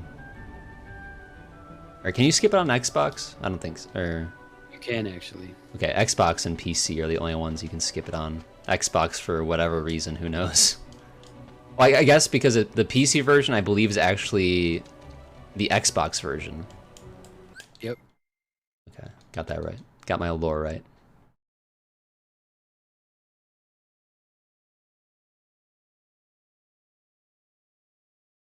Alright, so now essentially we got stripped of all our, you know, equipment and stuff, and we're just left with a wooden sword and beast. Who's gonna help us traverse this place. I'm gonna shortcut gravity in my menu. There's like a little magic menu, you can like pre-select things that you want to use.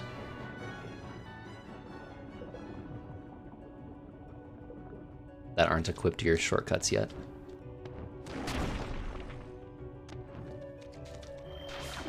I don't know about you guys, but when I played this game as a kid, this is where I gave up. This puzzle was way too much for my my brain back then. Just could not comprehend which buttons to press in what order. But it turns out if you just press them in the order in which they're revealed, that's that's all you gotta do. Yes. The most straightforward thing in the world. But I would always get stuck here.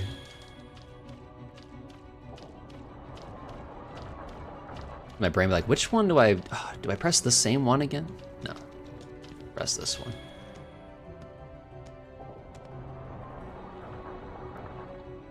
Alright, we're gonna hope Beast does his attack at the right time here. Save us a second or two.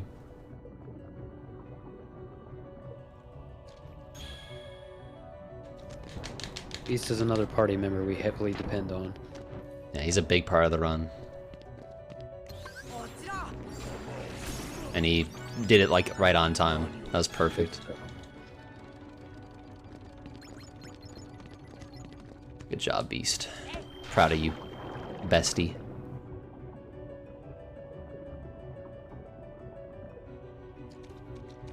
Go touch this other fun button again.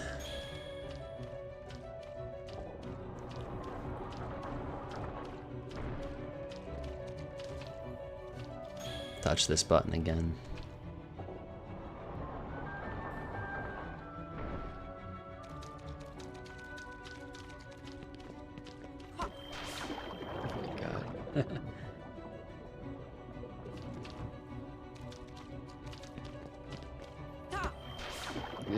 God. Oh wow. Oh yeah. Wow. Yeah, they are twisting my words.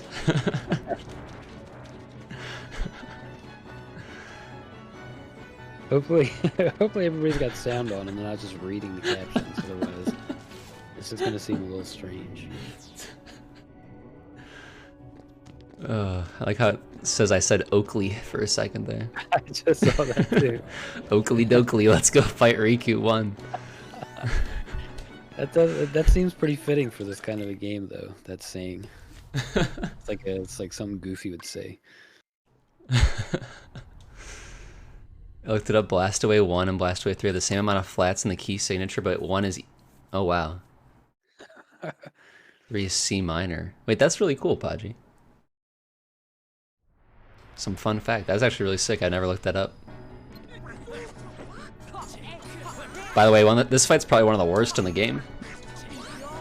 Yeah, this is the first time we fight Riku, and his revenge, like, it's not even called that in this game, but after you hit him so many times, he automatically retaliates against you, and it makes it a little more awkward than most other bosses because you can't really like keep him in a loop, so to say. So you depend on Goofy to try to use his tornadoes because then he will block his attacks and parry him, and then you're able to use your R's along with him, your R's Arcanum, and then you do the most damage you possibly can. So you try to do that 2 different times and get him down to as much as you can, but it's another fight that's very all over the place. Yeah, that was an example of like an alright one. Like, it wasn't bad at all. It was just kind of like, we didn't get any of the good RNG by Goofy, and Riku unfortunately hit him at the worst time. But like, we did alright. It was okay.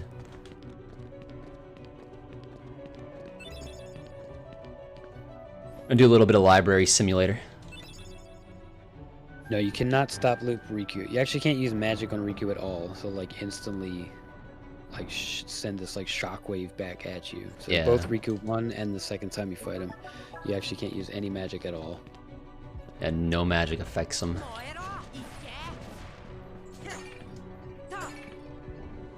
Here what we're doing is a couple like little puzzles or whatever to unlock the emblem pieces that open up the next door.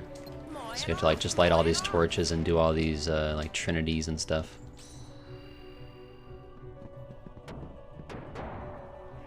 And hopefully I'll get the fancy movement for you guys. The Tony Hawk movement, I think people usually call it. The Tony Hawk Pro Skater Kingdom Hearts edition.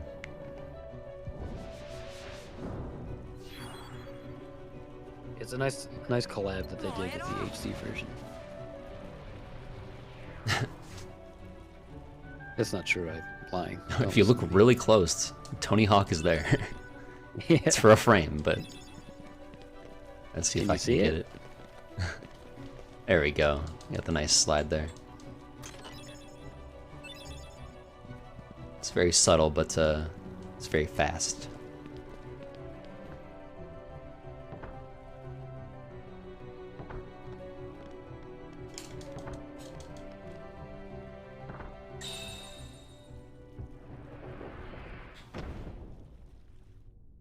Yeah, imagine stopping Riku. It'd be so nice. It'd be such an easy fight. I actually don't know about that Dark Firaga, to be honest. I've never tried to use fire on Riku.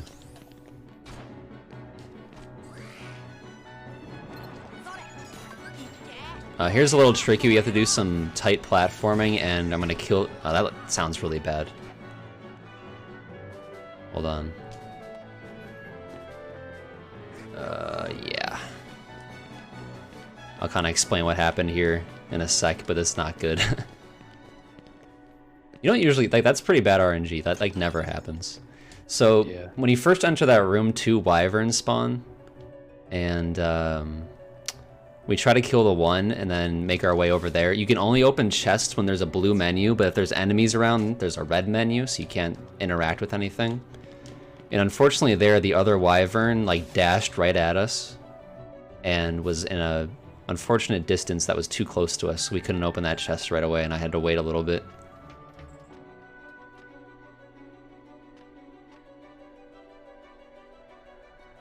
Pot?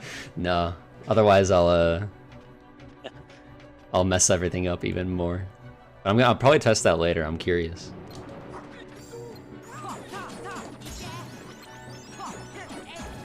Try to kill the wizards as fast as possible because they have a chance of doing a whole lot of crazy stuff too. They can disappear and reappear. They can use this like lightning attack where they're invulnerable. So we try to stick the party members after the first one and hope that they kill them, and then kill the other 2 ourselves. Donald has a good chance, not a good chance, but Donald can stop them himself sometimes, and it makes it more annoying. Thankfully he didn't there though. And grab this A view of the Gooberton. Goofy W. This blue trinity is really nice. Gives us a mega elixir that we'll use later. And some cottages. You can tell how much work Goofy's been putting in by the pace of his panting. He's working hard, folks. Here, I want everyone to thank Dumbo, because Dumbo saves us like a minute and a half here. This is something called Dumbo Skip. You guys can do this at home. What we do is we summon Dumbo, fly him as high as he can go, and then we dismiss him, and then grab that ledge, and we just skipped several rooms and several Heartless battles. Maybe not several Heartless battles, but we skipped having to fight a bunch of Heartless. And then we'll be using Dumbo 2 more times later, so Dumbo is very crucial in this run.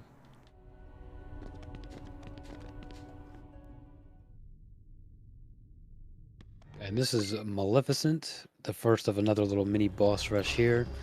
You just jump up on this platform, do an Ars Arcanum, and then just do a bunch of air combos until we can do another Ars Arcanum again, and then finish her off.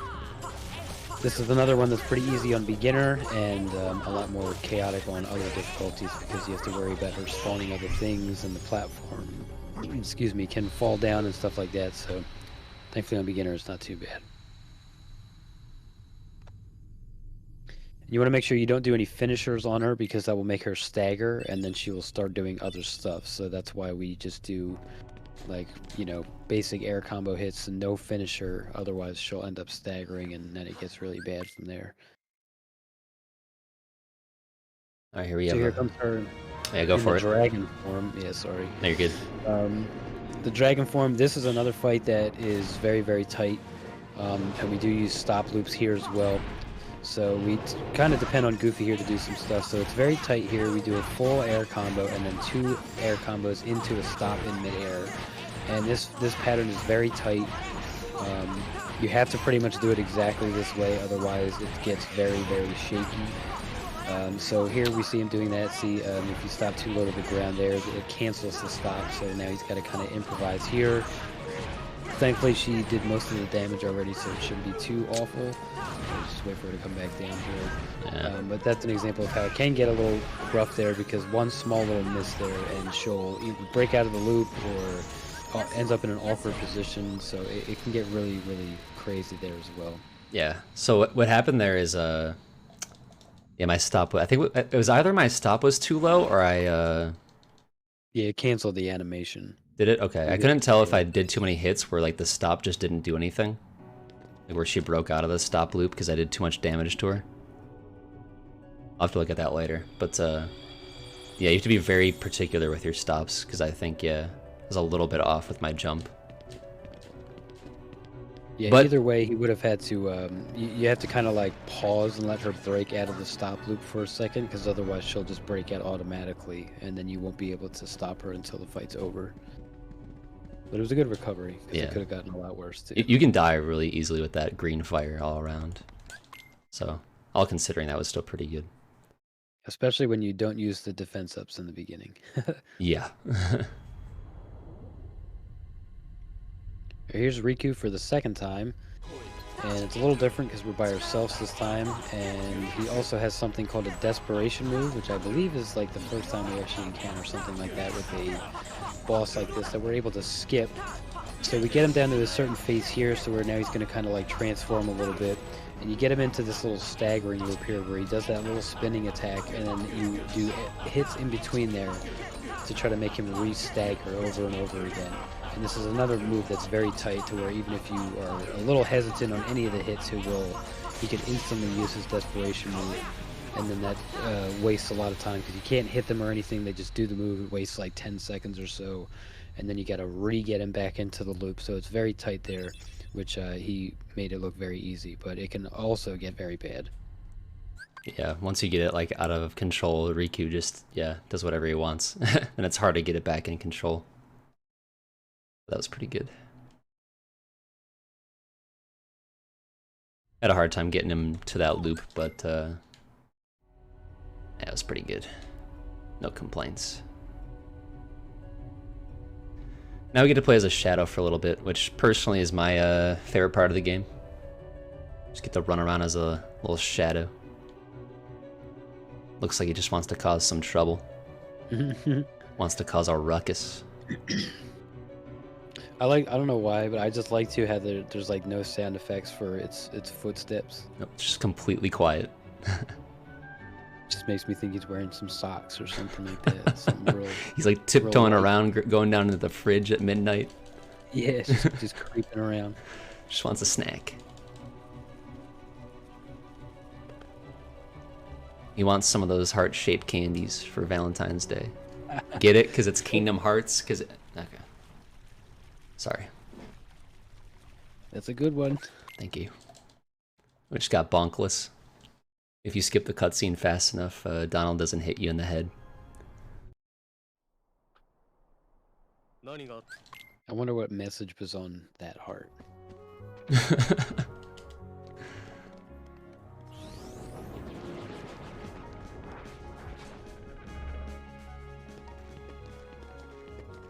Now back at Traverse Town for the last time. Again, we don't really do anything here but just moving around. So we just have to go to the waterway again. We get a special item that will allow us to go back to Hollow Bastion for the second time. Then we'll talk to Kairi here and get the Oathkeeper Keyblade.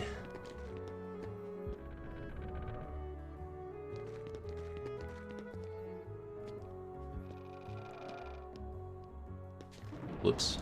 Don't go into this sewer. I'm just having a little bit of fun. Just playing in the water. It's hot in my room right now. I'm sweaty.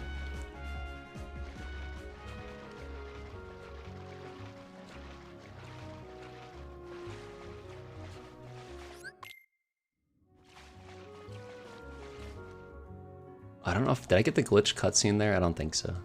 I don't think so, no. He like kind of landed, but... Yeah, no, he's definitely There's actually a really weird cutscene glitch you can get there if you dodge roll into where Kairi is at a very particular, timing or whatever. I was gonna show it off if I got it. I was considering showing it off. It's very long. I would have just shown like the first few seconds. Yeah.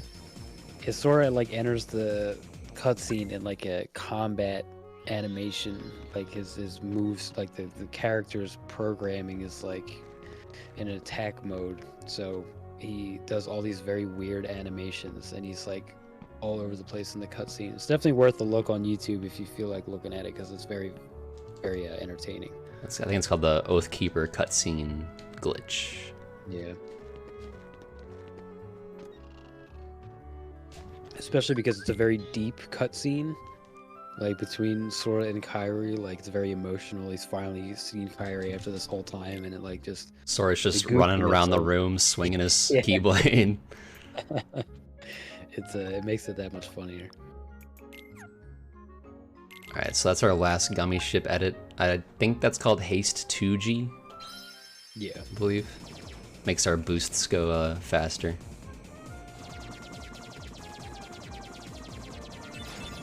There at the beginning of the gummy ship, I actually waited to use my boost, because using your boost right away, you actually, like the thing is still loading, it doesn't actually get you any distance. So if you wait a few, before the enemies, or wait until the enemies spawn and then use your boost, you actually save like a second or something. And so this gummy mission's a little different because it was found out by a guy named Spike Vegeta. He's another pretty popular guy in the Kingdom Hearts community, among other communities too. He's a great guy on Twitch. He discovered on this gummy mission that at a certain point on your way back to Hollow Bastion, you can actually like quit out of the gummy mission, and you'll still like it'll complete the gummy ship for you. Like you'll be able to go to Hollow Bastion without actually completing the entire gummy mission. It was actually an accident, because back in the old games you can't quit out of these gummy missions, you actually have to kill yourself. So he actually died on accident, but it still allowed him to teleport to Hollow Bastion anyway. So like you see right there, he just quit out of the gummy mission before it was over, and now you can just go there anyway. So it's a very interesting trick. Yeah, when I was first running, I didn't even know about it, and I did the whole gummy ship mission, and someone in my chat was like, "What are you doing? Leave the gummy ship mission, leave it. Get out of there." So you just skip a huge chunk of a gummy ship. How long ago did they find that, out of curiosity? I didn't know Spike found it. Well, it must have been a long time ago, because it was when you still couldn't pause and get out of it. So it must have been like in the old school PS2. PS2, I guess, right? Yeah. Yeah. Which is actually more difficult on those, because now that you know that it exists, you have to kind of like damage yourself just enough to that point to where you'll die faster, because you can't just pause and quit out of the menu or the mission.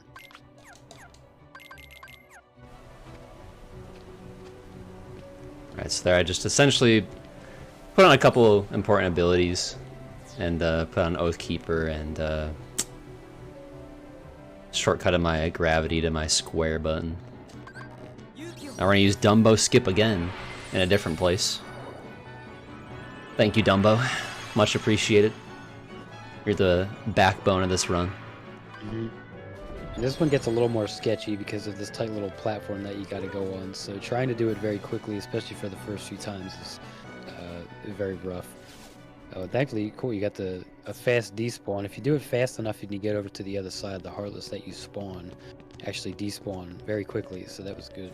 It saves a few seconds. You purposely have to spawn the enemies because you can't use summons with a blue menu. You have to be in combat. So we roll quickly forward to spawn some enemies so that we can summon Dumbo to be able to get over to the other platform like that. And this fight too. Oh yeah, go ahead. You explain it so I don't mess up. We try to specifically position Beast in a good manner because we need to have him use this ability to wipe out the entire platform in one shot. So just like that, except he missed like one, but that's okay. You try to get him in a certain position to where he will use that like roar ability to where he will just kill every Heartless on the elevator in one hit. Because otherwise, all the Heartless that spawn in this like are awful to fight individually. They go all over the place, like it's just a pain, and it saves so much time if Beast does the right job and does the roar. And you kind of got to protect him because the way that you position him, some of the Heartless try to come in and attack him, so you got to try to like make sure he doesn't get hit. But it's very big on this split. It saves a dramatic amount of time if you're able to get him to do what he just did there. Yeah, we take those. As long as he kills pretty much everything and you can just kill the last one, pretty good to go. If he doesn't, like, so many things can happen there. but we won't question it too much. Alright. Thank you one last time, Dumbo. Appreciate you, fam. You did a lovely job today.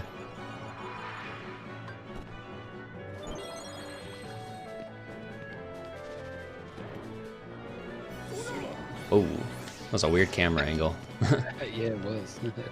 Never gotten that before. That goes to show just how important camera angles are, because you may not notice, but you try to align them in certain ways to where you know where you're going to be loading in the next screen. So it does play a pretty big role.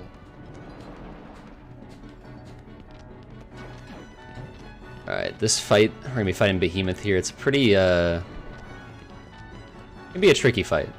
We'll see how it goes. Yeah, there's a little bit of RNG in this fight as well, and a lot of adaptability. So you try to wait here, he's going to jump at you, and then you try to get, you use your action commands to make Beast attack the horn specifically because he does more damage. Jump up, do a couple attacks, and do R's, and then you try to do R's again when he's putting his horn down, and then do a couple more hits, and then he goes invulnerable. That's a lot of good damage in the beginning there. So now he's going to put his head back up, and he can do a couple different moves, so we have to kind of wait and see what he does. So he's going to charge up the horn, so based off of that, now we know what to do after that. So we wait for him to get his head back up there. For now. You try to stay on his back as much as you can, but sometimes it gets rough, especially with that move that he decides to do there. And then basically you're just going to do R's again, and then his horn's going to go down, and then R's again. And so you heavily again depend on your party members. You need Goofy to use his MP gift to give you your MP back, and Beast also has ethers that he can throw, so that you try to have enough MP for R's at the right times when you need it. Yes, that was pretty decent. I fell off, which was a little rough. Lost like probably maybe 5-10 seconds there. But for some reason, I thought I had super glide, so I was holding down square to fly, but I don't have super glide yet. It's like, what am I doing? That's another fight that can take a long time, because if you don't get enough damage off, in a fast enough time, then he'll just keep going invulnerable, and you try to do it in like 2 or 3 cycles if you can.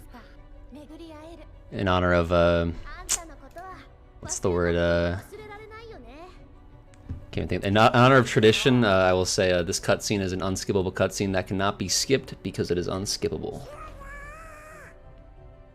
Yeah, this is the infamous cutscene that is unskippable across all platforms. So we just chilling. Which is cool, because this is another place where you can catch a bathroom break right before the end game. That kind of caps off like mid game. I guess you would call Hollow Bastion like late mid game, but this is where we really move into the final parts of the run. And again, it only gets worse, like as far as RNG and stuff goes. So like we emphasize that mid game has a lot of RNG and stuff gets crazy, but the end, it's not like it gets any easier. So. The run only gets worse here, folks. Yeah, only down from here.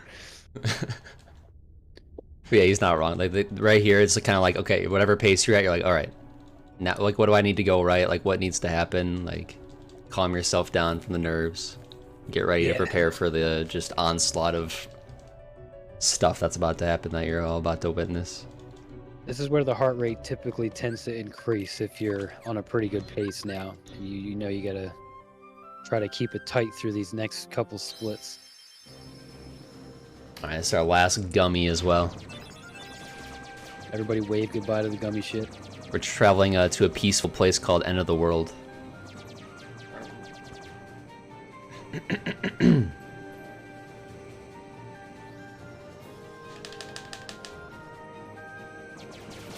This is actually the one gummy ship I worry about. You can actually die if you're not paying attention. Pretty easily. You're about to see like an onslaught of these white, like, pyramid sort of shaped things going on, and they do a lot of damage if you just run into them. So I'm gonna like lead them all to the bottom, or like to the left side of the screen. These things here. And then as soon as I'm about to get that opening, I'll move to the right, and then I'll avoid all of them. Like if you run into like 2 or 3 of these, you're dead right there, right away. Yeah. It's happened to me. It's not fun. I got Proud Mode. They kill you in 1 hit, so you can't even touch them at all.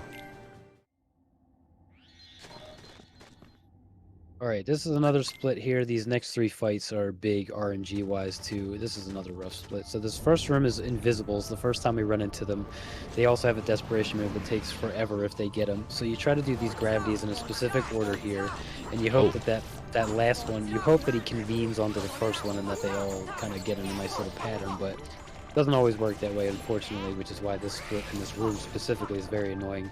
But he still recovered pretty well. We take any room that doesn't get any sort of desperation move because you literally just have to stand there and wait for it. Yeah, like that I would have taken on a run. Like it wasn't great, but we got the bad RNG and Donald did like a weird stop thing. Like there's a lot of weird stuff going on. I've never seen Donald stop one of those invisibles before in that room. Yeah, it can get really dumb. It's the marathon stuff. Yeah. Next room has Angel Stars, so we just gravity them a couple. This one's pretty simple.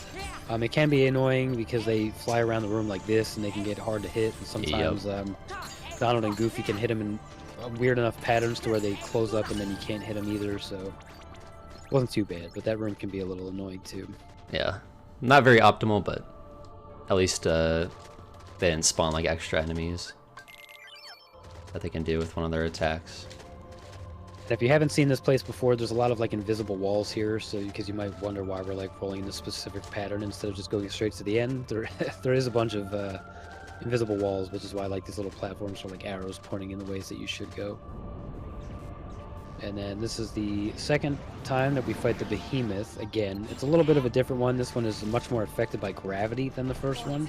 So we use a bunch of gravities here in the beginning because it really tanks its health down quite a lot. And then we jump up on the back, and then we just wait for him to do this attack. And then we're going to roll forward and do another Ars Arcanum. Sometimes you get bonked by a little bubble there. And then do a second Ars there if you can. Stay on the back, but either way, it's a lot faster than the first Behemoth. Yeah, a little sloppy, but yeah, that's fine. So that whole little section there can also do a lot to your run, depending on the RNG of all the fights.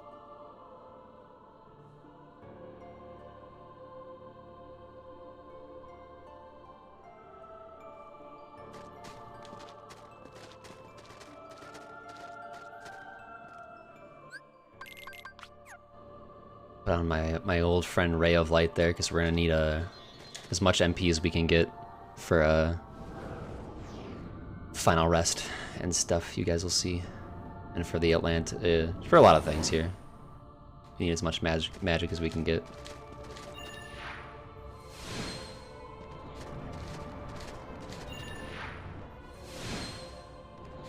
Yeah, just a bunch of invisible walls in that room. Alright, here's our second to last time we'll use Simba. I like to tell my viewers that if they roar like a lion at home, it makes the splits go by faster with Simba. I do that to make people look, you know, to make them look silly, but if you want to pretend the roars help the run, please feel free.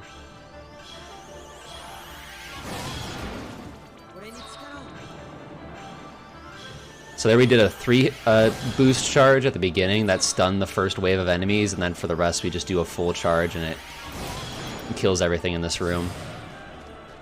Simba doing all the work there.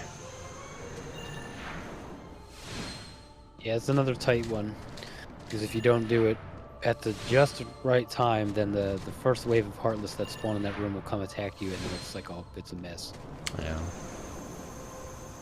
So here we're pretty much, like, we're going to the worlds that we didn't go to. The worlds that we didn't seal the keyhole in, we have to do, like, these extra fights. That's just a little too far from that one. So that's why we have to do these rooms. Since we didn't do Olympus and we didn't do Atlantica. And those worlds specifically are very long to get to the keyholes, so doing these little portals is much faster than doing the entire world. Yeah, and these pink ones, you could go in them, but like they're the worlds that you beat, so they're just optional.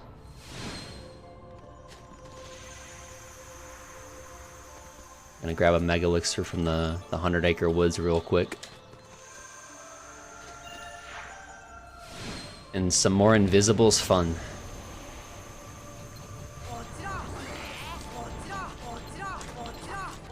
Yep, more Invisibles. Made me hit him with a bunch of gravities. One really just kind of hung around in the back there. Not too bad. Yeah, that one was just chilling back there. Yeah. Again, all of the Invisibles are very hard to like predict. They're all very chaotic and move kind of however they feel. Some of them you can kind of get to move in certain directions, but overall you just kind of hope that they all group up together and you gravity a bunch of them and then kill them. As we're about to find out again shortly after this fight.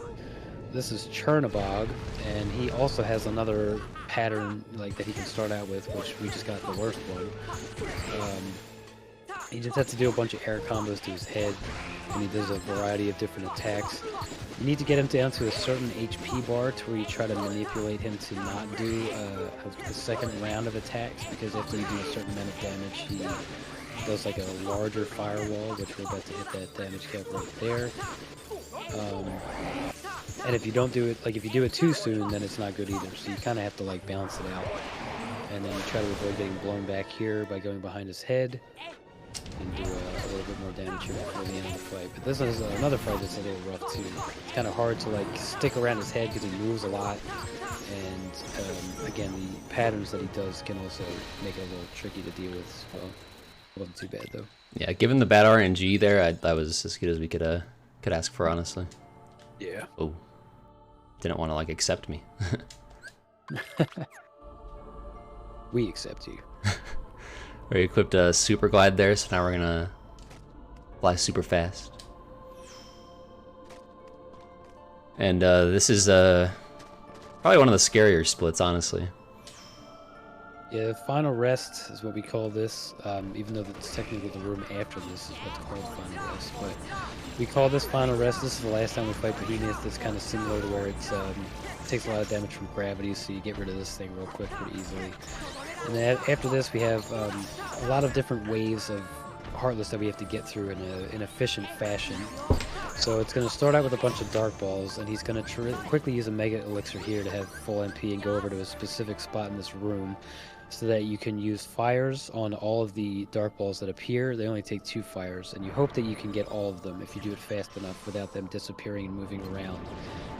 So he's going to do the Dark Balls here, and then after he kills all the Dark Balls, he's going to head over to the door of the room where the heart is, because then more Invisibles spawn, and this is kind of like the worst instance of Invisibles that we have, except for maybe one more spot. So he's going to go back here, he's going to try to get them to all group up on him, and again use more gravities and hope that they all dive in on the party members there, hoping that none get through and use any desperation moves. And that was a very good wave, because he got all of them killed very quickly, and thankfully Donald got revived because he was dead there for a second, because you need to keep that all was the very dudes scary. alive so you can summon Simba.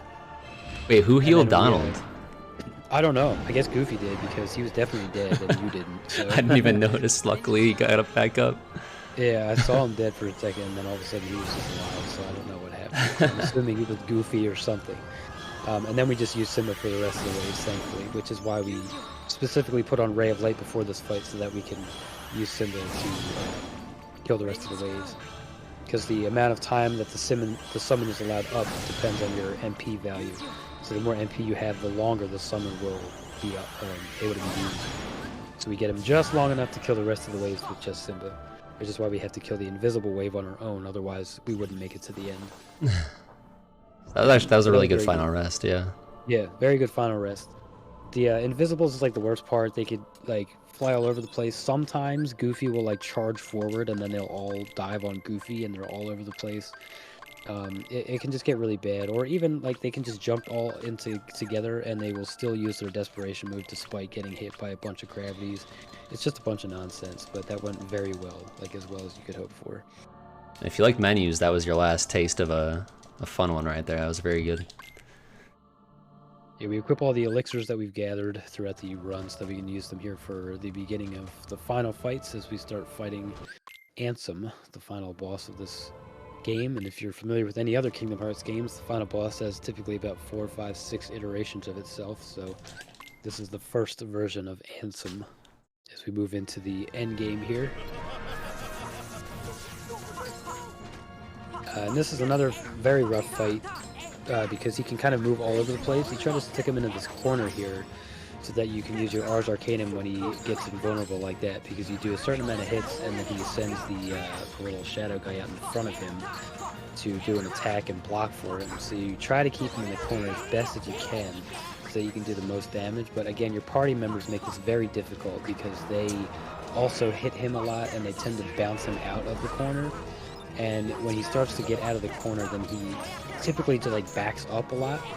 So you want to try to keep him in the corner so that he doesn't go flying all over the room, because then it makes it very bad. So when he does that attack towards the end there, he, you know, submits the party members or yourself, so then the guy is gone and does a little barrier attack instead. But this fight can also be very, very weird, but thankfully this is going pretty okay for the most part. You can stagger him like that when he comes out of the move, but that was pretty good. Yeah. He didn't really go too far out of the way. All considering we saved that run pretty well. Also, Sora just contorted his legs. That was weird. Alright, last menu for the fans. Whoops. Yep, we slap Tornado back on Goofy, and then quickly use a cottage there, and then that's the last menu. That was definitely all intended. Just straight bosses and fights until the very end. So here we see Darkseid again. It's been a while, so this is the last time we fight Darkseid. Here he grabs the little orb in the room, the floor. And then we just kill him pretty quick, though he's, you know, never threat in any form of himself. And then we move into probably one of the funnest fights in the game for most speedrunners. Is Ansem 2. So now you're fighting Ansem again, but you're alone. And he has different moves that he could do. So he started out with a pretty good pattern there, and he also has a desperation move that you need to skip 2 times. So you get him to a certain threshold of his HP, and then you have to do a certain order of attacks to make him skip his desperation move. And it can be very satisfying when you get it done. So you see him going back and forth here when he puts up the thing. So here's the HP value that you kind of get him at that you need to do the desperation skip, and he does. So you have to hit him twice, and then you use an Ars Arcanum, and then you'll see him stagger right out of it. And it's very, very, like, tight. And very easy to mess up. So it looks easy, but again, it's very, very difficult. It's very satisfying when you get it done. So he's gonna do it again after he does a couple attacks, and very well done. He gets both desperation move skips there. A little slow at the end there with the lack of stagger, but we take those. That's good. Yeah. If you miss the DM skip, you're losing. I think it's about 20 seconds. It's very long. It's one of the worst ones to sit through. Alright, and here it's Ansem 3, again, many iterations here. So he also has more RNG here involved in the attack patterns that he does here. So this attack that he's doing now is not good. We don't want him to do that. Sometimes he can do it twice in a row, and it's because it's a very fast attack, so you don't really want him to do it. You try to get as many hits off here in the air as you can. You know, eventually heal through this spot here so that you don't end up dying. And you need to get him here to a certain HP threshold, which you like just hit right there. Barely. Yeah, it was very close. So that he does this little animation here instead of sending out all these lasers right away. You essentially skip like a whole nother barrage of lasers, because as you can see, they're like homing lasers and they will pretty much hit you no matter where you are. So you want to try to like knock your hit by as many as you can. So getting him to that HP threshold will skip that and allows the fight to go a little bit faster.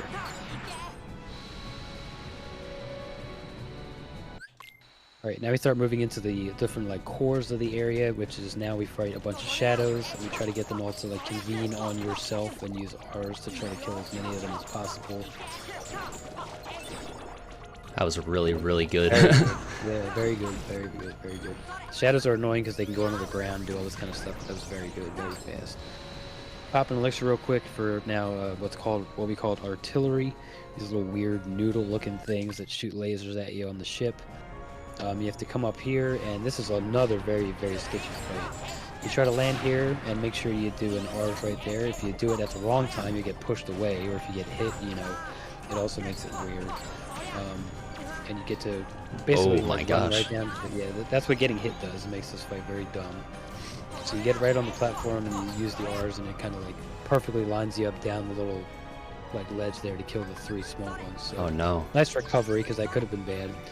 Ooh, And we're it not also gets gonna... tough when you, when you pick up other items on the way, it messes you up. You have a very brief window there to use an elixir, otherwise you get pushed away. So we picked up another item in the way, so that kind of messed it up. So here's dark balls again. So now we just spam a bunch of fires until they start disappearing, because then they start convening on you. And then you use R's to try to get as many of them as you can. That was good. That was also very good. So now we got Goof back. Rare and ready to go. And we move into now another rough fight called Face, because it's literally just a giant head. And you try to do air combos in between to try not to get hit by these little like electrical shocks that he sends out near his face. And you try to get Goofy to do as much damage there as he can with a little tornado too. He's gonna die inevitably, but you know, you hope that he can do as much as he can. And another big part of picking the staff in the very beginning is we get this ability called Leaf Bracer that he's taking advantage of, where you get to heal through an attack, like you're basically invincible, and the attacks will go through you. And you only get that on this category by picking the staff in the beginning, and the specific XP route getting to this point. So this is where it really comes into big play on Ansem 3 in this fight here too. So you try to heal through these attacks so that you can quickly start attacking again without getting hit. And that's Face there really quick. And we're coming up on time here, probably in the next couple of minutes as well. So the next fight here is the Invisibles. Again, this is the last time we'll fight them, and this is another annoying instance of fighting them. You need to immediately back up and try to call your party members towards you sometimes, and then you use a bunch of gravities and hope that they all convene on you again, like you hope in every other instance. And it looks like they did, and then a quick R's and they're all Perfect. dead. So that was very good. Another instance where they could like run away or use their desperation moves or stuff like that. So that's right before the end of the game. It's another spot that could just lose you a bunch of time or lose your run. So it's very frustrating if it goes wrong. So 2 quick more fights and then we're done here. So we got this little fat main core, whatever they call it here. It's just this big blob of jelly. Use a few gravities on it and then hit it. And then we get ready for the final boss, or the final form of the final boss, which is Ansem again. We call Ansem 4. And now we get both of our party members back to fight him again. And there's more lasers and stuff, and this is why we get Tornado back on through Goofy here, so that he can do as much damage as possible. You try to orientate yourself here so that Goofy doesn't really get hit by these lasers. And you just both kind of go ham for a bit here. He's going to do this move here where he, you know, starts sucking you back towards this big ball that just shot up into the sky. You try to hope you get as much damage done here as you can. That was pretty decent damage there. Both the party members are going to die, and then he's going to use a quick mega elixir here to get everybody back up and then finish the fight. So we'll be time will be on the final hit here of Ansem.